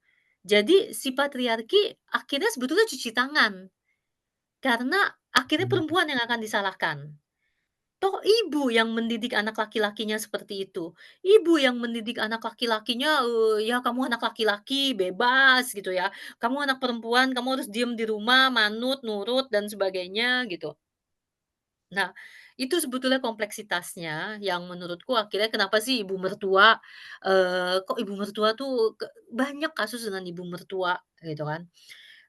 Itu kan sebetulnya persaingan antar perempuan. Kenapa? Akarnya dari mana? Akarnya memang, dari bagaimana patriarki mendefinisikan perempuan sebagai perawan, ibu, dan pelacur. Jadi dan si ibu ya, yang ibu nih, baik ibu mertua, ibu kandung, ibu apapun itu, gitu, dan perempuan yang sudah menua juga, yang akan merasa bahwa, dia seperti punya fungsi ibu buat semua orang yang bahkan bukan anaknya, gitu. Itu kita seperti kita seperti punya otoritas ibu, gitu. Kita me me yang kita akan Eee, istilahnya kita akan melihat, si perempuan kita menjadi polisi-polisi patriarki gitu. Kita melihat si perempuan, dia belum menjadi istri yang baik gitu, kok bisa-bisanya, menyuruh suaminya masak gitu, kok bisa-bisanya pakai bajunya seperti itu, kok bisa-bisanya dandannya menor banget gitu. Akhirnya sesama perempuan kan menjadi polisi patriarki. Itu kayaknya, Ruri juga sempat menulis itu juga ya, gitu. Nah, itu gitu loh maksudku, yang yang yang akhirnya buatku sekarang ini sebetulnya akan sangat, buatku sebetulnya bukan cara yang tepat untuk melihat, laki-laki sebagai pelaku, perempuan sebagai korban gitu. Sekalipun tentu dalam kasus-kasus kekerasan dalam rumah tangga itu tidak ada toleransi ya buatku gitu. sekalipun kita harus bongkar karena, mengapa dia menjadi pelaku KDRT sih, gitu. Ya, apa yang terjadi sebetulnya sampai dia bisa jadi pelaku, gitu. Karena kalau kita tidak bongkar, rantainya tidak akan putus, gitu, dan kita nggak ini ya, maksudnya, kayak misalkan pelaku KDRT, ini kan banyak penyebabnya, ya. Yang terjadi bisa jadi memang dia juga adalah korban kekerasan dari orang tuanya, ya. Bisa jadi juga bahwa dia, salah satu penyebab lainnya yang juga utama, itu yang tadi Kak Junita sempat bilang bahwa ibu harus mendidik anak laki-lakinya, karena sebetulnya adalah bahwa kebanyakan pelaku KDRT itu juga adalah dia anak raja. Siapa yang merajakan dia? Ibunya, gitu. Bagaimana ibunya bisa merajakan dia, menjadikan dia sebagai raja? Kalau kita lihat sejarahnya, secara historis ya, ini kan kita sebetulnya nih, kita memanggul sejarah nenek moyang kita ya, yang jadi makanya itu aku gambarkan tuh yang buku Rahim itu seperti, boneka Rusia. Karena kita Hmm. sebetulnya kita punya, sejarah nenek moyang kita. Jadi kalau boneka Rusia itu kan berlapis kan gitu ya. Ya. Heeh. Nah, karena kita menanggung sebetulnya, sejarah nenek moyang kita. Nah, kalau kita lihat sejarahnya, kalau dulu perempuan yang melahirkan anak perempuan, itu anak perempuannya dibunuh dan dia akan dihina, akan dikucilkan, gitu. Kalau dia nggak dihukum ya, dia bisa jadi juga dibunuh dan suaminya mengambil, perempuan lain untuk memberikan dia anak laki-laki, gitu. Jadi pada akhirnya si perempuan sendiri, nenek moyang kita itu menginternalisasikan anak itu harus anak laki-laki. Jadi ketika punya anak laki-laki, gitu, itu kecenderungan psikologis ya, yang sebetulnya turun-temurun sifatnya gitu. Ketika kita punya anak laki-laki, itu kita punya sesuatu yang berbeda gitu, yang kita kita mungkin nggak sadar itu apa gitu. Tetapi sebetulnya memang itu membawa kehidupan masa lalu kita yang kita nggak sadari masuk ke dalam ketidaksadaran kolektif sebetulnya. Gitu, ketidaksadaran yang, menjadi ketidaksadaran masyarakat, ketidaksadaran bersama gitu, bahwa anak laki-laki itu istimewa. Dan akhirnya si ibu kan mengistimewakan si anak laki-laki, gitu. Anak-anak yang diistimewakan itu akan menjadi anak raja, anak yang tidak bisa mengontrol, yang tidak bisa apa sih, tidak bisa mengatasi frustrasi. Jadi ketika dia harus semua diturutin gitu. Dan ini ketika dia masuk ke dalam rumah tangga, ini kan akan bergantung lagi dengan siapa dia menikah, bagaimana karakter istri, bagaimana, pengalaman kehidupan rumah tangga mereka gitu misalkan. Jadi misalkan nih tadinya anaknya nggak kenapa-napa nih, si laki-laki ini misalkan bisa aja nggak kenapa-napa. Kita kan sering bilang tuh, "Kamu emang nggak tahu? Kamu waktu pacaran nggak bisa ngelihat apa dia pelaku KDRT, dia calon pelaku." Ya nggak bisa ngelihat gitu, orang nggak kenapa-napa gitu. Jadi misalkan, laki-laki ini nggak kelihatan masalahnya lah waktu pacaran. Tapi ketika akhirnya menikah, gitu, tiba-tiba kehilangan pekerjaan, ya, sementara selama ini dia selalu dicekokin sama papa mamanya, selalu dirajakan, diistimewakan. Akhirnya yang terjadi adalah dia tidak bisa mengendalikan stresnya dan terjadilah kekerasan dalam rumah tangga. Ini hanya salah satu dinamika gitu, ya. Yang apa namanya, yang kembali lagi terkait siapa yang merajakan dia? Ibu, gitu. Dan perempuan gitu loh. Itu sebabnya yang menjadi sulit untuk mengupas mengupas meretas benang-benang patriarki ini, karena sekarang perempuan dan laki-laki itu menjadi seperti yang dikatakan, Jean-Paul Sartre dan Simone de Beauvoir sejak lama. Kita adalah setengah pelaku dan kita adalah setengah korban, gitu. Yang terjadi akhirnya seperti itu gitu, tapi kita harus kalau menurutku, kita harus mengupas ini betul-betul ya gitu, supaya supaya kita juga objektif dalam arti nggak kehilangan karena memang sebetulnya gemas ya kalau kita melihat sejarah perempuan yang tadi, Mas Guni bilang ya, maksudnya kok kesannya, perempuan itu yang menderita, yang jadi korban dan sebagainya. Karena kalau ngelihat sejarah nenek moyang kita memang itu yang terjadi sebetulnya. Itu bagaimana kepemilikan perempuan atas tubuhnya sendiri dirampas gitu. Ya, ya yang Mbak Wiji tuliskan ya, maksudnya yang terjadi di India sampai sekarang. Sampai sekarang gitu loh bahwa, kalau misalkan suami kita meninggal, kita juga harus ikut dibakar, kita harus meninggal gitu loh. Karena kita bukan milik kita sendiri, kita milik milik suami kita milik keluarga suami gitu. Dan kita mungkin nggak mengalami itu di sini gitu. Kita nggak mengalami yang kalau kita menstruasi kita harus dikucilkan gitu. Paling banter apa sih gitu ajaran agama apa? Kita nggak boleh nyentuh kitab suci, kita, dulu waktu zamanku ya, itu masih dilarang ke gereja loh kalau lagi mens. Sekarang sih, akhirnya kan, apa namanya, Bebas. hah?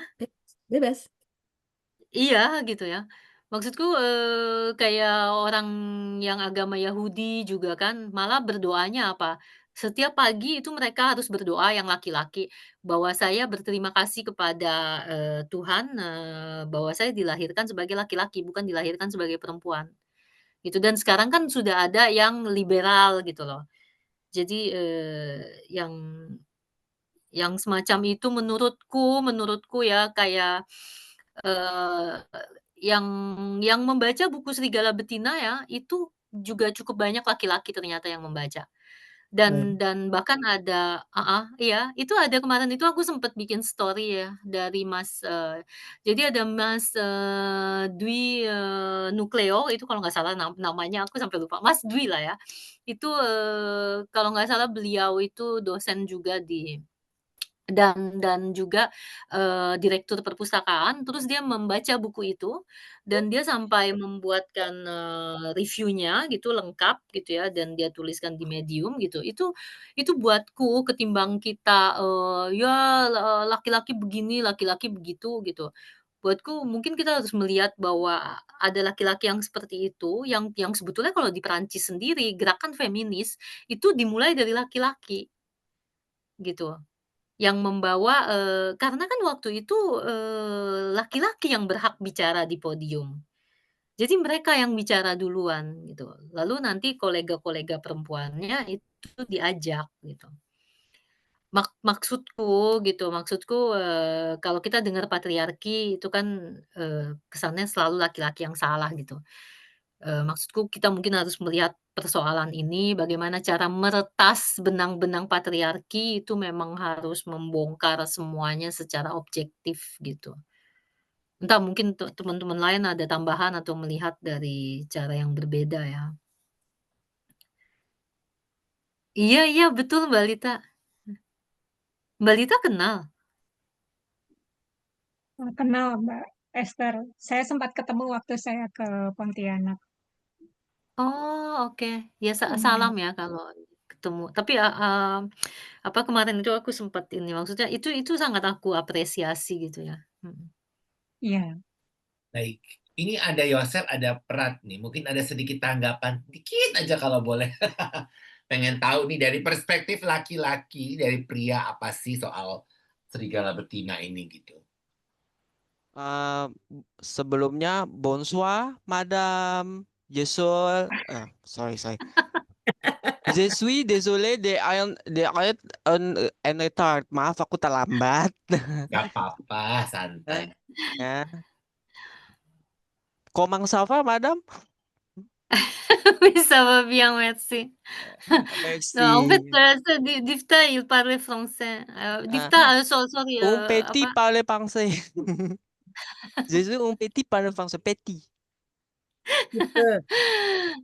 Oke, mungkin Et toi, kalau ça aku va? Hein? mungkin aku langsung ke ini aja ya. Aku jujur aku belum baca yang Serigala Betina ya, Madam. Désolé. Mohon maaf sebelumnya aku belum baca.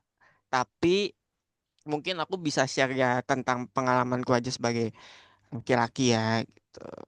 Ya tentang patriarki nih. Karena kan patriarki kan rumornya hanya berlaku kan kepada wanita saja. Padahal sebenarnya kan aslinya patriarki itu juga kena nih kayak laki-laki yang tidak dianggap tidak manly gitu lah ya, kayak ih laki-laki nggak suka main bola, lu mah bukan laki-laki gitu kan, atau laki-laki nggak suka otomotif, lu nggak suka laki-laki. Padahal sebenarnya yang menjadikan kita laki-laki itu kan simple gitu loh. Punya Adam's apple dan punya bahasa indahnya apa ya? Mungkin ya pokoknya palik lah ya. Palik gitu ya. Bahasa indahnya itu kan kita yang penting punya Adam's apple, jakun atau palik gitu. Itu kan sebenarnya yang emang udah apa ya, tanda alam yang jelas bahwa kita tuh laki-laki gitu. Tapi dengan adanya patriarki gitu ya, aku bilangnya Tarzanisme sih Madam, karena patriarki itu idealis laki-lakinya nggak jelas gitu. Laki-laki harus selalu jadi raja, laki-laki harus selalu dikasih mahkota, ditahtakan. Padahal sebenarnya ya kita kan nggak melulu, maksudnya kalau kita tahu gitu ya, bahkan dari berbagai sumber pun gitu ya, bahwa nggak selamanya loh kekuasaan atau power itu akan terus ada gitu, apalagi ya tentang gender gitu kan. Cuma karena kita ya seperti kata Madam tadi, apa namanya, menarik beban dari masa lalu ya, karena di masa lalu kita diajarkan ya seperti di Asia Timur yang dimana kalau pria mati, wanita juga harus mati, dan pria juga harus membuktikan kejantanannya dengan berburu dan segala macam. Jadinya ya mempersulit juga untuk laki-laki yang mungkin, aku bilangnya mungkin tidak punya hasrat untuk seperti itu, benar-benar menjadi laki-laki yang seutuhnya gitu. Karena kan kalau di zaman itu kan kemungkinan besar lelaki yang berbeda gitu, yang bukan tipe pejuang atau warrior lah ya, bisa dibilang warrior gitu. Cheval kalau di Prancis chevalier, Madam ya.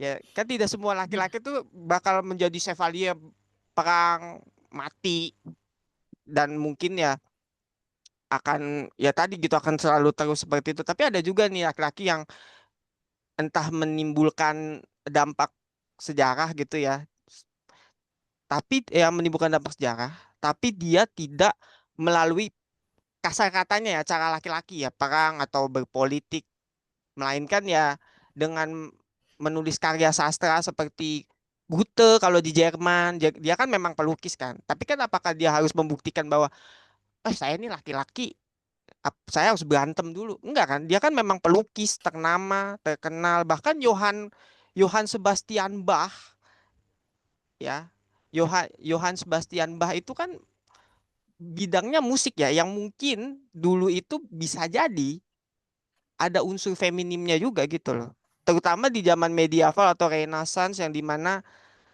ya kita tahu ya itu awal-awal perkembangan para paham-paham termasuk feminis ini gitu loh. Jadi menurutku ya patriarki itu memang sangat berbahaya sih. Atau aku bilangnya Tarzanisme aja lah, karena mengidealkan ya laki-laki itu harus berkuasa seperti mungkin kalau zaman dulu kayak Conan the Barbarian gitu lah ya, laki-laki tuh gitu, ideal laki-laki itu seperti itu. Arnold Schwarzenegger membawa pedang, ha hu, dan dia menguasai wanita gitu loh. Atau mungkin apa ya, He-Man and the Masters of Universe gitu ya, laki-laki itu harus berotot ya kan, yang padahal sebenarnya itu malah tadi gitu loh, merusak laki-laki itu sendiri gitu. Kayak banyak orang jadinya yang merasa kayak apakah gue laki-laki tuh harus berotot ya? Apa laki-laki tuh harus tinggal di padang gurun misalnya gitu kan? Yang padahal mungkin sebenarnya dia bisa menjadi laki-laki tanpa harus seperti itu. Dan dalam sejarah pun kan sudah banyak perempuan yang step up gitu loh di dalam peran laki-laki ya, seperti Joan of Arc ya, meskipun ya dia mati di perang, tapi kan dia membuktikan bahwa laki-laki, perempuan juga bisa loh. Mungkin kalau dalam Islam ada tamengnya Nabi Muhammad ya, Nusrat bin, aduh aku lupa namanya, tapi dia wanita gitu, tameng Rasulullah. Dan itu aja sebenarnya udah membuktikan bahwa ya patriarki ini tujuannya apa gitu loh. Apa sih tujuan patriarki ini? Apa hanya untuk meninggikan laki-laki semata, atau hanya untuk ya pokoknya laki-laki itu hubungannya adalah ego kan. Jadi kayak patriarki sama dengan ego gitu. Jadi dengan adanya patriarki itu ego laki-laki itu akan terus berjalan, aku adalah pemimpin. Padahal sebenarnya kalau kita juga mengikuti agama yang sebenar-benarnya gitu ya, nggak selalu laki-laki itu di atas gitu. Dalam Islam aja kan, kalau kena aku Islam ya ibu baru ayah gitu. Tapi itu bukan sekedar frase atau kiasan gitu. melainkan itu emang real, kita harus menghormati wanita dimanapun berada gitu. Hanya saja mungkin dulu kan konteksnya berbahaya ya, kayak kalau wanita keluar mungkin saat itu belum ada perang, jadi maksudnya belum ada kesempatan lah ya untuk wanita membela diri, jadinya makanya mereka disuruh di rumah. Mungkin awalnya bisa jadi patriarki, aku nggak mau bilang patriarki deh, hal-hal seperti itu tuh digunakan untuk menyelamatkan wanita gitu ya, tapi berujung menjadi ego gitu. Ego ya, kayak laki-laki tuh ego nih. Enggak, kamu tuh makhluk yang lemah. Kamu, mohon maaf ya, aku bukan ngatain ya. Maksudnya ini aku contoh aja gitu. Contoh, please, please. Maksudnya perempuan, kamu makhluk yang lemah. Kamu harus di bawah aku. Karena aku adalah eh karena aku adalah kuasa, ada apa? Karena aku adalah pemimpin dari dunia ini. Kalau ibarat kata di Perancis mungkin aku Louis ke-16, Marie Antoinette, kamu makan kue saja gitu ya. Ya kan, Marie Antoinette, makan kue saja kamu, biar aku saja yang bekerja gitu. Ujung-ujungnya dibenggal juga, ya kan? Ya maksudnya nggak ada hubungannya gitu loh patriarki itu dengan ya tadi gitu ya, dengan kekuasaan dan apa, karena kan at the end of the day ya laki-laki ya itu hanya sebatas gender gitu, hanya sebatas kelamin gitu, hanya sebatas ya role sosial lah ya, mungkin ya aku bilangnya role sosial aja gitu ya. Kita terlahir laki-laki ya udah gitu. Tapi kalau kita memaksakan tadi gitu, mendefinisikan lah ya, memaksakan mendefinisikan bahwa laki-laki tuh harus seperti ini, maka akan sulit menjadi laki-laki. Kayak laki-laki harus bisa masak. Ya kalau lo nggak bisa masak, lo bukan laki-laki. Padahal sebenarnya masak itu kan survival ya. Kadang kita tuh dikait-kaitkan dengan gender tuh juga bingung gitu. Kayak dulu gitu kan ada perbedaan warna biru dan pink. Padahal biru dan pink itu warna, bukan biru itu perempuan, pink itu cewek gitu. Itu kan hanya teknik bisnis aja gitu loh. Ya biar kita tuh tahu gitu, oh pink tuh mayoritas wanita, oke gitu. Nanti kita buatlah yang pink sebagai produsen, oh biru tuh cowok, oke gitu. Itu tuh sebenarnya ya mungkin kalau menurutku ya, karena eh, ini juga aku tadi gitu ya, sedikit belajar nih, mohon maaf ya kalau ada ya salah-salah kata, maksudnya aku juga sedikit pelajari gitu bahwa ya kadang ya patriarki itu tuh juga sebenarnya, bukan kadang sih, tapi patriarki itu sebenarnya tuh diizinkan ya karena tadi gitu ya, kebanyakan yang mengizinkan patriarki itu emang egois, emang pada punya ego, emang punya something to prove yang kita aja nggak tahu gitu apa sih yang di prove dari patriarki ini gitu loh. Apakah dia mau membuktikan bahwa laki-laki itu lebih dari ras lain, padahal sebenarnya kita sama aja, kita manusia kan. Esensi, menurutku pribadi, esensi kesetaraan gender itu kan ya kita sama-sama memanusiakan manusia juga gitu, cowok cewek. Makanya kan ada woman support woman, yang dimana kita tuh saling mensupport gitu ya, men support men juga ada ya, itu kan namanya kita manusia kan saling suportif lah ya, intinya seperti itu kan. Cuma ya tadi patriarki itu kan emang karena udah bawaan kolot gitu ya, jadi emang akan selalu ada aja kali ya yang akan mengambil gitu loh, kayak ah enak sih jadi setara, tapi lebih enak kalau misalnya perempuan tuh tunduk di bawah kakiku. Aduh enak sekali ya mempunyai banyak ya, kalau zaman sekarang kan istilah patriarki itu banyak ya, ada body count lah whatever gitu ya. Nah itu kan juga sebenarnya yang Waduh. masih gitu loh, masih di allow sama orang-orang sekarang tuh, ya agar apa ya, agar eksis mungkin, karena mungkin ya, karena mungkin menjadi patriarki itu bagus gitu, karena menjadi patriarki itu terkenal. Ya contoh paling gampangnya seorang patriarki yang terkenal, Donald Trump. Ya kan dia terkenal ya kan. Atau siapa nih? Siapa tuh yang Nggak berani ngomong kan? enggak, aku ngomong aja. Si oh saya itu ya, si si Gemoy ya, ini ya itu mungkin. Aku bilangnya mungkin ya. Aku nggak tahu ya. Aku nggak kenal. Nah, terus yang paling utama juga kalau di Gen Z itu ada yang namanya manosphere, yang dimana ini teorinya ya, yang aku tahu 20% cewek itu 8, sorry sorry 80 salah salah 20% cewek, oh enggak terbalik, 80% cowok hanya bisa menarik 20% cewek. Yang sebenarnya kalau kita percaya Tuhan ya, atau percaya apapun di dunia ini, kan jodoh itu diatur oleh Tuhan gitu, bukan lu mau menjadi 20% cewek, apa menjadi orang yang akan menarik 20% cewek itu, lu harus menjadi seperti ini dong, lu harus punya mobil lo. Ya itu kan sebenarnya kalau menurut saya ya, itu terlalu tadi gitu loh, terlalu mengada-ngada lah ya, karena ujungnya mengaruh lagi gitu. Ngaruhnya dengan tadi kan cowok semakin hostile ke cewek, apalagi dengan adanya incel. Mungkin Madam Esther tahu incel atau kalian tahu tentang incel?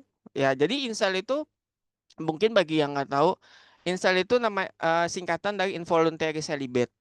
Jadi dia tuh emang terpaksa tidak dating, tidak apa, bukan karena dia dipaksa oleh orang ya, tapi tadi gitu, saya ini tidak menarik, saya ini gak bagus, dan ujungnya dia menyalahkan wanita gitu, yang dimana kalau mungkin ada yang nonton series Netflix, ada sih yang ngebahas ini, yang anak kecil itu tuh aku lupa namanya, Netflix, sebentar ya aku cari dulu, mohon maaf guys.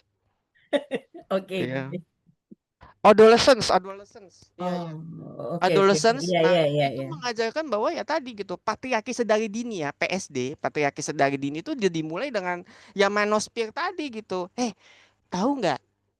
80% cowok itu hanya menaik 20% cewek tahu. Terus bagi yang cowok yang mohon maaf nih mukanya jelek, ancur, terus dia, gue gak bisa menarik cewek nih. Gue kayaknya harus mengubah muka gue. Udah diubah mukanya, terus cewek mau nggak sama gue? Gak mau. Kasih gak mau. Memperbaiki diri lagi. Cewek mau nggak? Gak mau.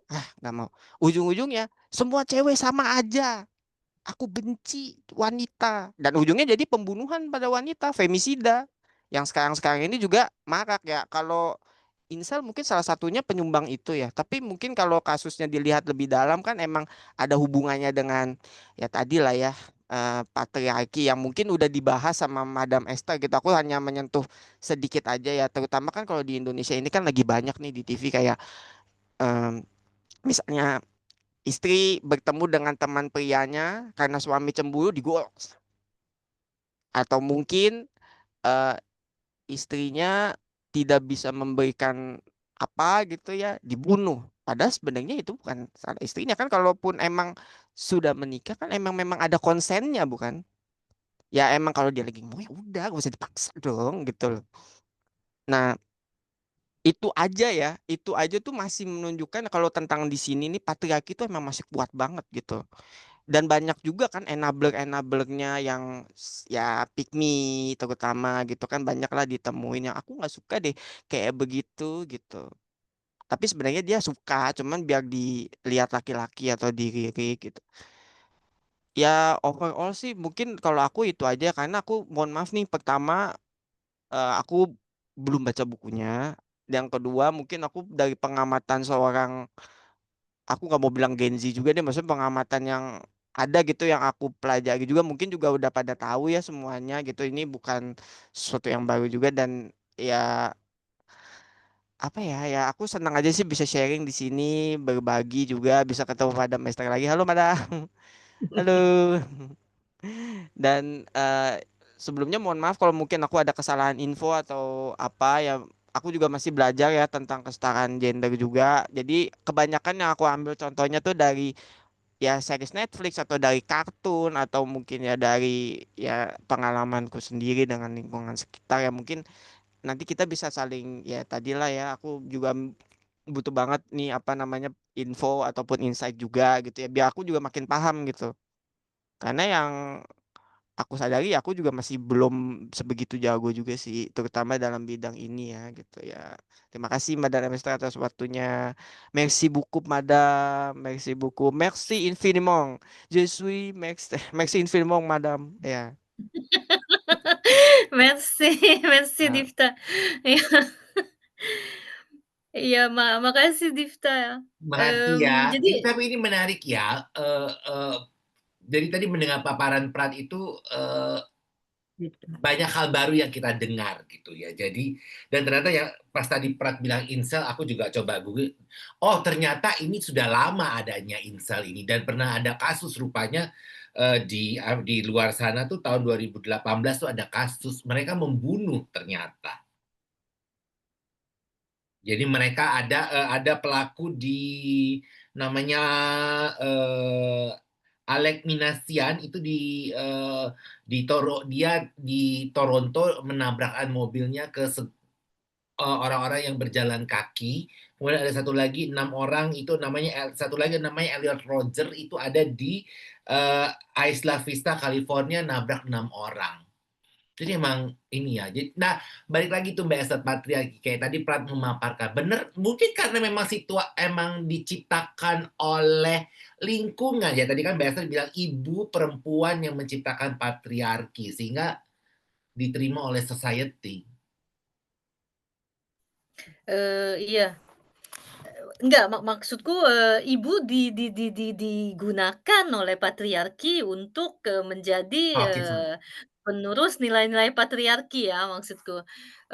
Maksudnya supaya akhirnya kan perempuan lagi yang disalahkan. Itu kan ibunya tuh gitu, ibunya kan yang jadi semua akan dikembalikan kesalahan dikembalikan kepada perempuan gitu. Maksudku ini sebetulnya tadi Difta itu termasuk yang ini ya, Prat itu maksudku Prat, tadi, Radif aja Madam, mohon maaf ini iya aku lupa Difta. ganti. Oh iya maaf aku Difta, aku ini ya, nggak apa-apa ya. Jadi Difta ini, juga yang membaca ini ya, dia membaca buku Akhir Penjantanan Dunia dan, yang memberikan, buku ini juga kepada pasangannya gitu. Itu juga maksudku, Akhir Penjantanan Dunia itu kan membahas bagaimana ideologi kejantanannya. Nah, termasuk dari itu yang tadi maksudku pada akhirnya kan kita akhirnya menjadi setengah pelaku dan setengah korban gitu. Tetapi mungkin yang kita nggak boleh abaikan, kita nggak boleh lupakan gitu ya, ini semoga, eee, bahwa, sekalipun saat ini memang posisinya adalah setengah korban dan setengah pelaku, tetapi biar bagaimanapun, perempuan itu di dalam masyarakat patriarki itu akarnya tetap sama, akarnya adalah penindasan terhadap tubuh perempuan gitu. Jadi maksudku tetap perempuan yang masih menjadi inferior dan laki-laki yang superior dan apa namanya, sekalipun, ini semua strategi patriarki untuk menjadikan juga, perempuan sebagai setengah pelaku gitu. Ini juga nggak boleh kita abaikan, itu maksudku gitu, supaya, juga jangan maksudku laki-laki dan perempuan tidak punya sejarah kebertubuhan yang sama. Nggak bisa juga kita bilang, ya karena setengah korban dan setengah pelaku gitu, lalu kita akan mendukung, wacana maskulinisme yang berkembang gitu kan, bukan itu juga maksudku gitu. Maksudku yang kita adalah setengah korban dan setengah pelaku, tapi tetap, strategi patriarki untuk, menindas perempuan gitu, itu tidak bisa sama sekali tidak bisa kita lupakan gitu. Ya termasuk, persaingan antar perempuan, dan semuanya itu merupakan strategi politik pecah belahnya laki-laki gitu ya. Menantu perempuan, ibu mertua perempuan gitu perawan ibu pelacur, itu semua strategi-strateginya, mekanismenya patriarki, mekanisme memberi reward, memberi imbalan gitu, supaya yang kalau kita jadi ibu kan gitu, kita sudah menjadi perempuan yang lengkap, perempuan sejati gitu. Itu, kita nggak jadi perawan tua, kita nggak kena label janda muda gitu. Itu semua strateginya patriarki yang tadi sampai kepada psikolog yang diceritakan oleh Ruri gitu, bahwa psikolognya bilang, ya kan ada, positifnya dari patriarki gitu. Itu semua sebetulnya termasuk dari strateginya patriarki yang tidak boleh kita abaikan menurutku, sekalipun, hari ini kita juga tidak bisa, sebaiknya kalau memungkinkan gitu ya, tapi ini akan kembali kepada refleksi kita masing-masing saya kira gitu, bahwa memang kita tidak bisa memposisikan laki-laki sebagai, pelaku dan perempuan sebagai korban, karena pada akhirnya kita nggak akan bisa keluar. Maksudku, ada kasus-kasus kekerasan dalam rumah tangga, ada pelaku dan ada korban, itu jelas. Ada konflik dalam rumah tangga, tidak ada pelaku, tidak ada korban sebetulnya. Tetapi juga bahwa mengapa ada perempuan yang bisa masuk ke dalam kekerasan dalam rumah tangga dan tidak bisa keluar, itu juga Eee, se sebisa mungkin kalau memungkinkan dan kita harus gali sebetulnya, supaya perempuan tidak juga harus berada di dalam posisi korban yang saya adalah korban lalu nggak keluar dari situ gitu. Apa namanya, aku sampai lupa Mas Mas Guni tadi apa ya, pertanyaannya? Eee, gue juga jadi Maaf. lupa tuh. Apakah society Ya udah. apakah si patriarki ini karena tadi kan ibu dibentuk untuk membentuk, si patriarki sehingga society akhirnya me me me melazimkan itu. Ya jadi kayak kata-kata, apa tadi, Difta tadi bahwa ya itu, patriarki itu kayak membelah gender aja gitu. Mhm. Tuh. Itu sih kalau menurut aku. Tadi Lita ada yang mau ditanya deh.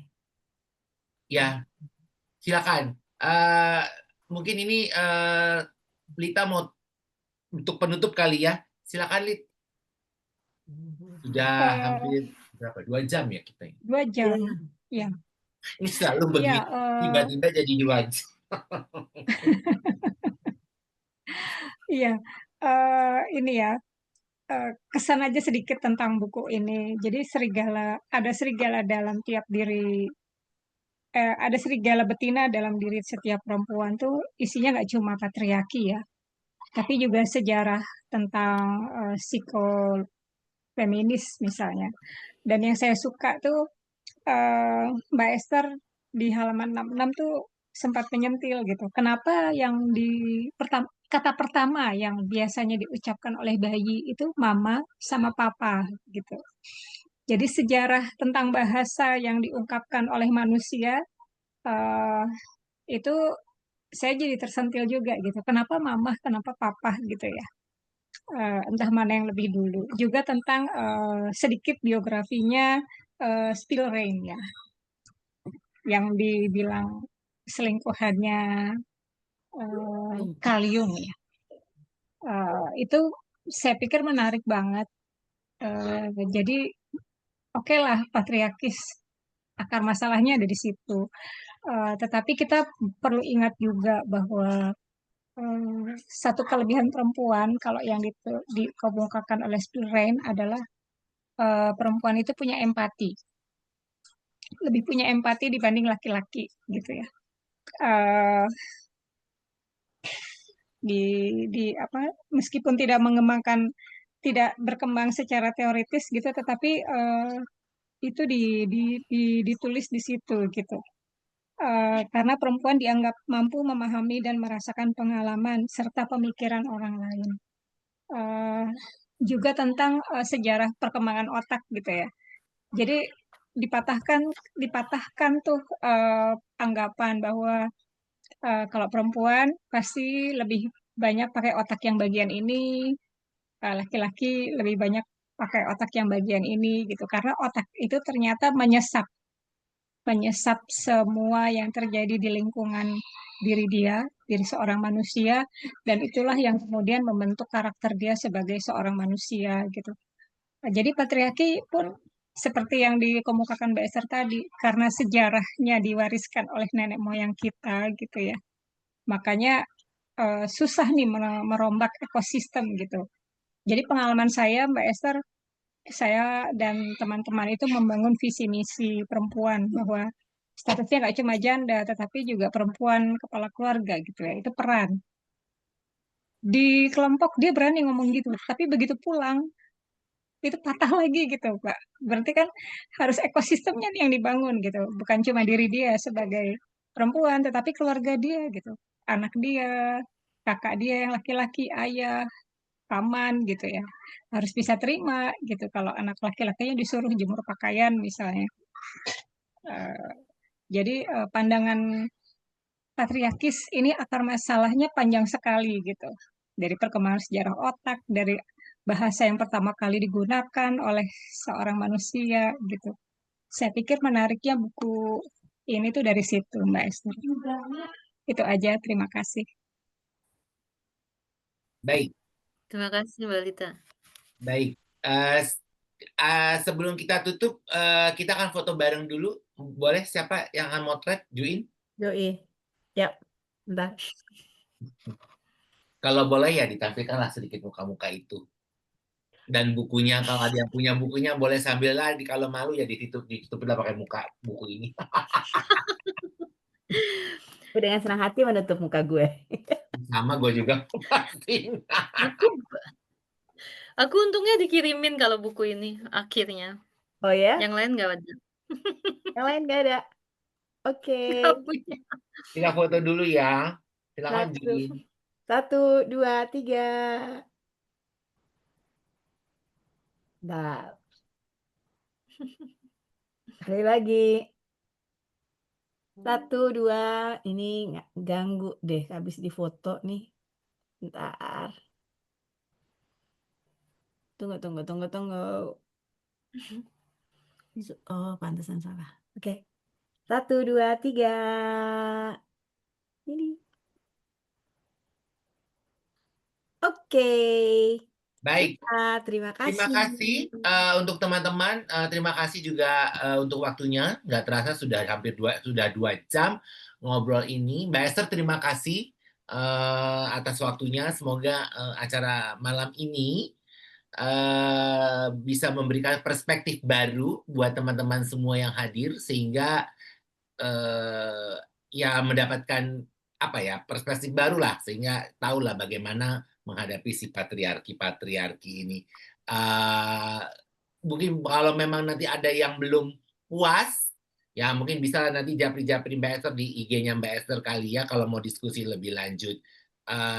Terima kasih sekali lagi, sampai ketemu lagi nanti di bulan Agustus dengan buku yang akan kami umumkan segera minggu depan.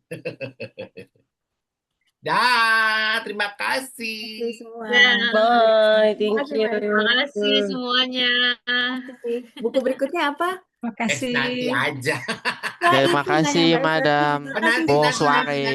Diumumkan di IG-nya Ocehan Bonsoir Random. Difta. Ya. Merci beaucoup, Esther. Dadah.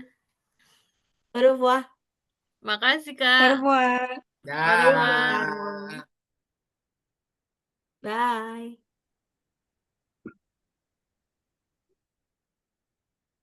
Hmm. Tunggu.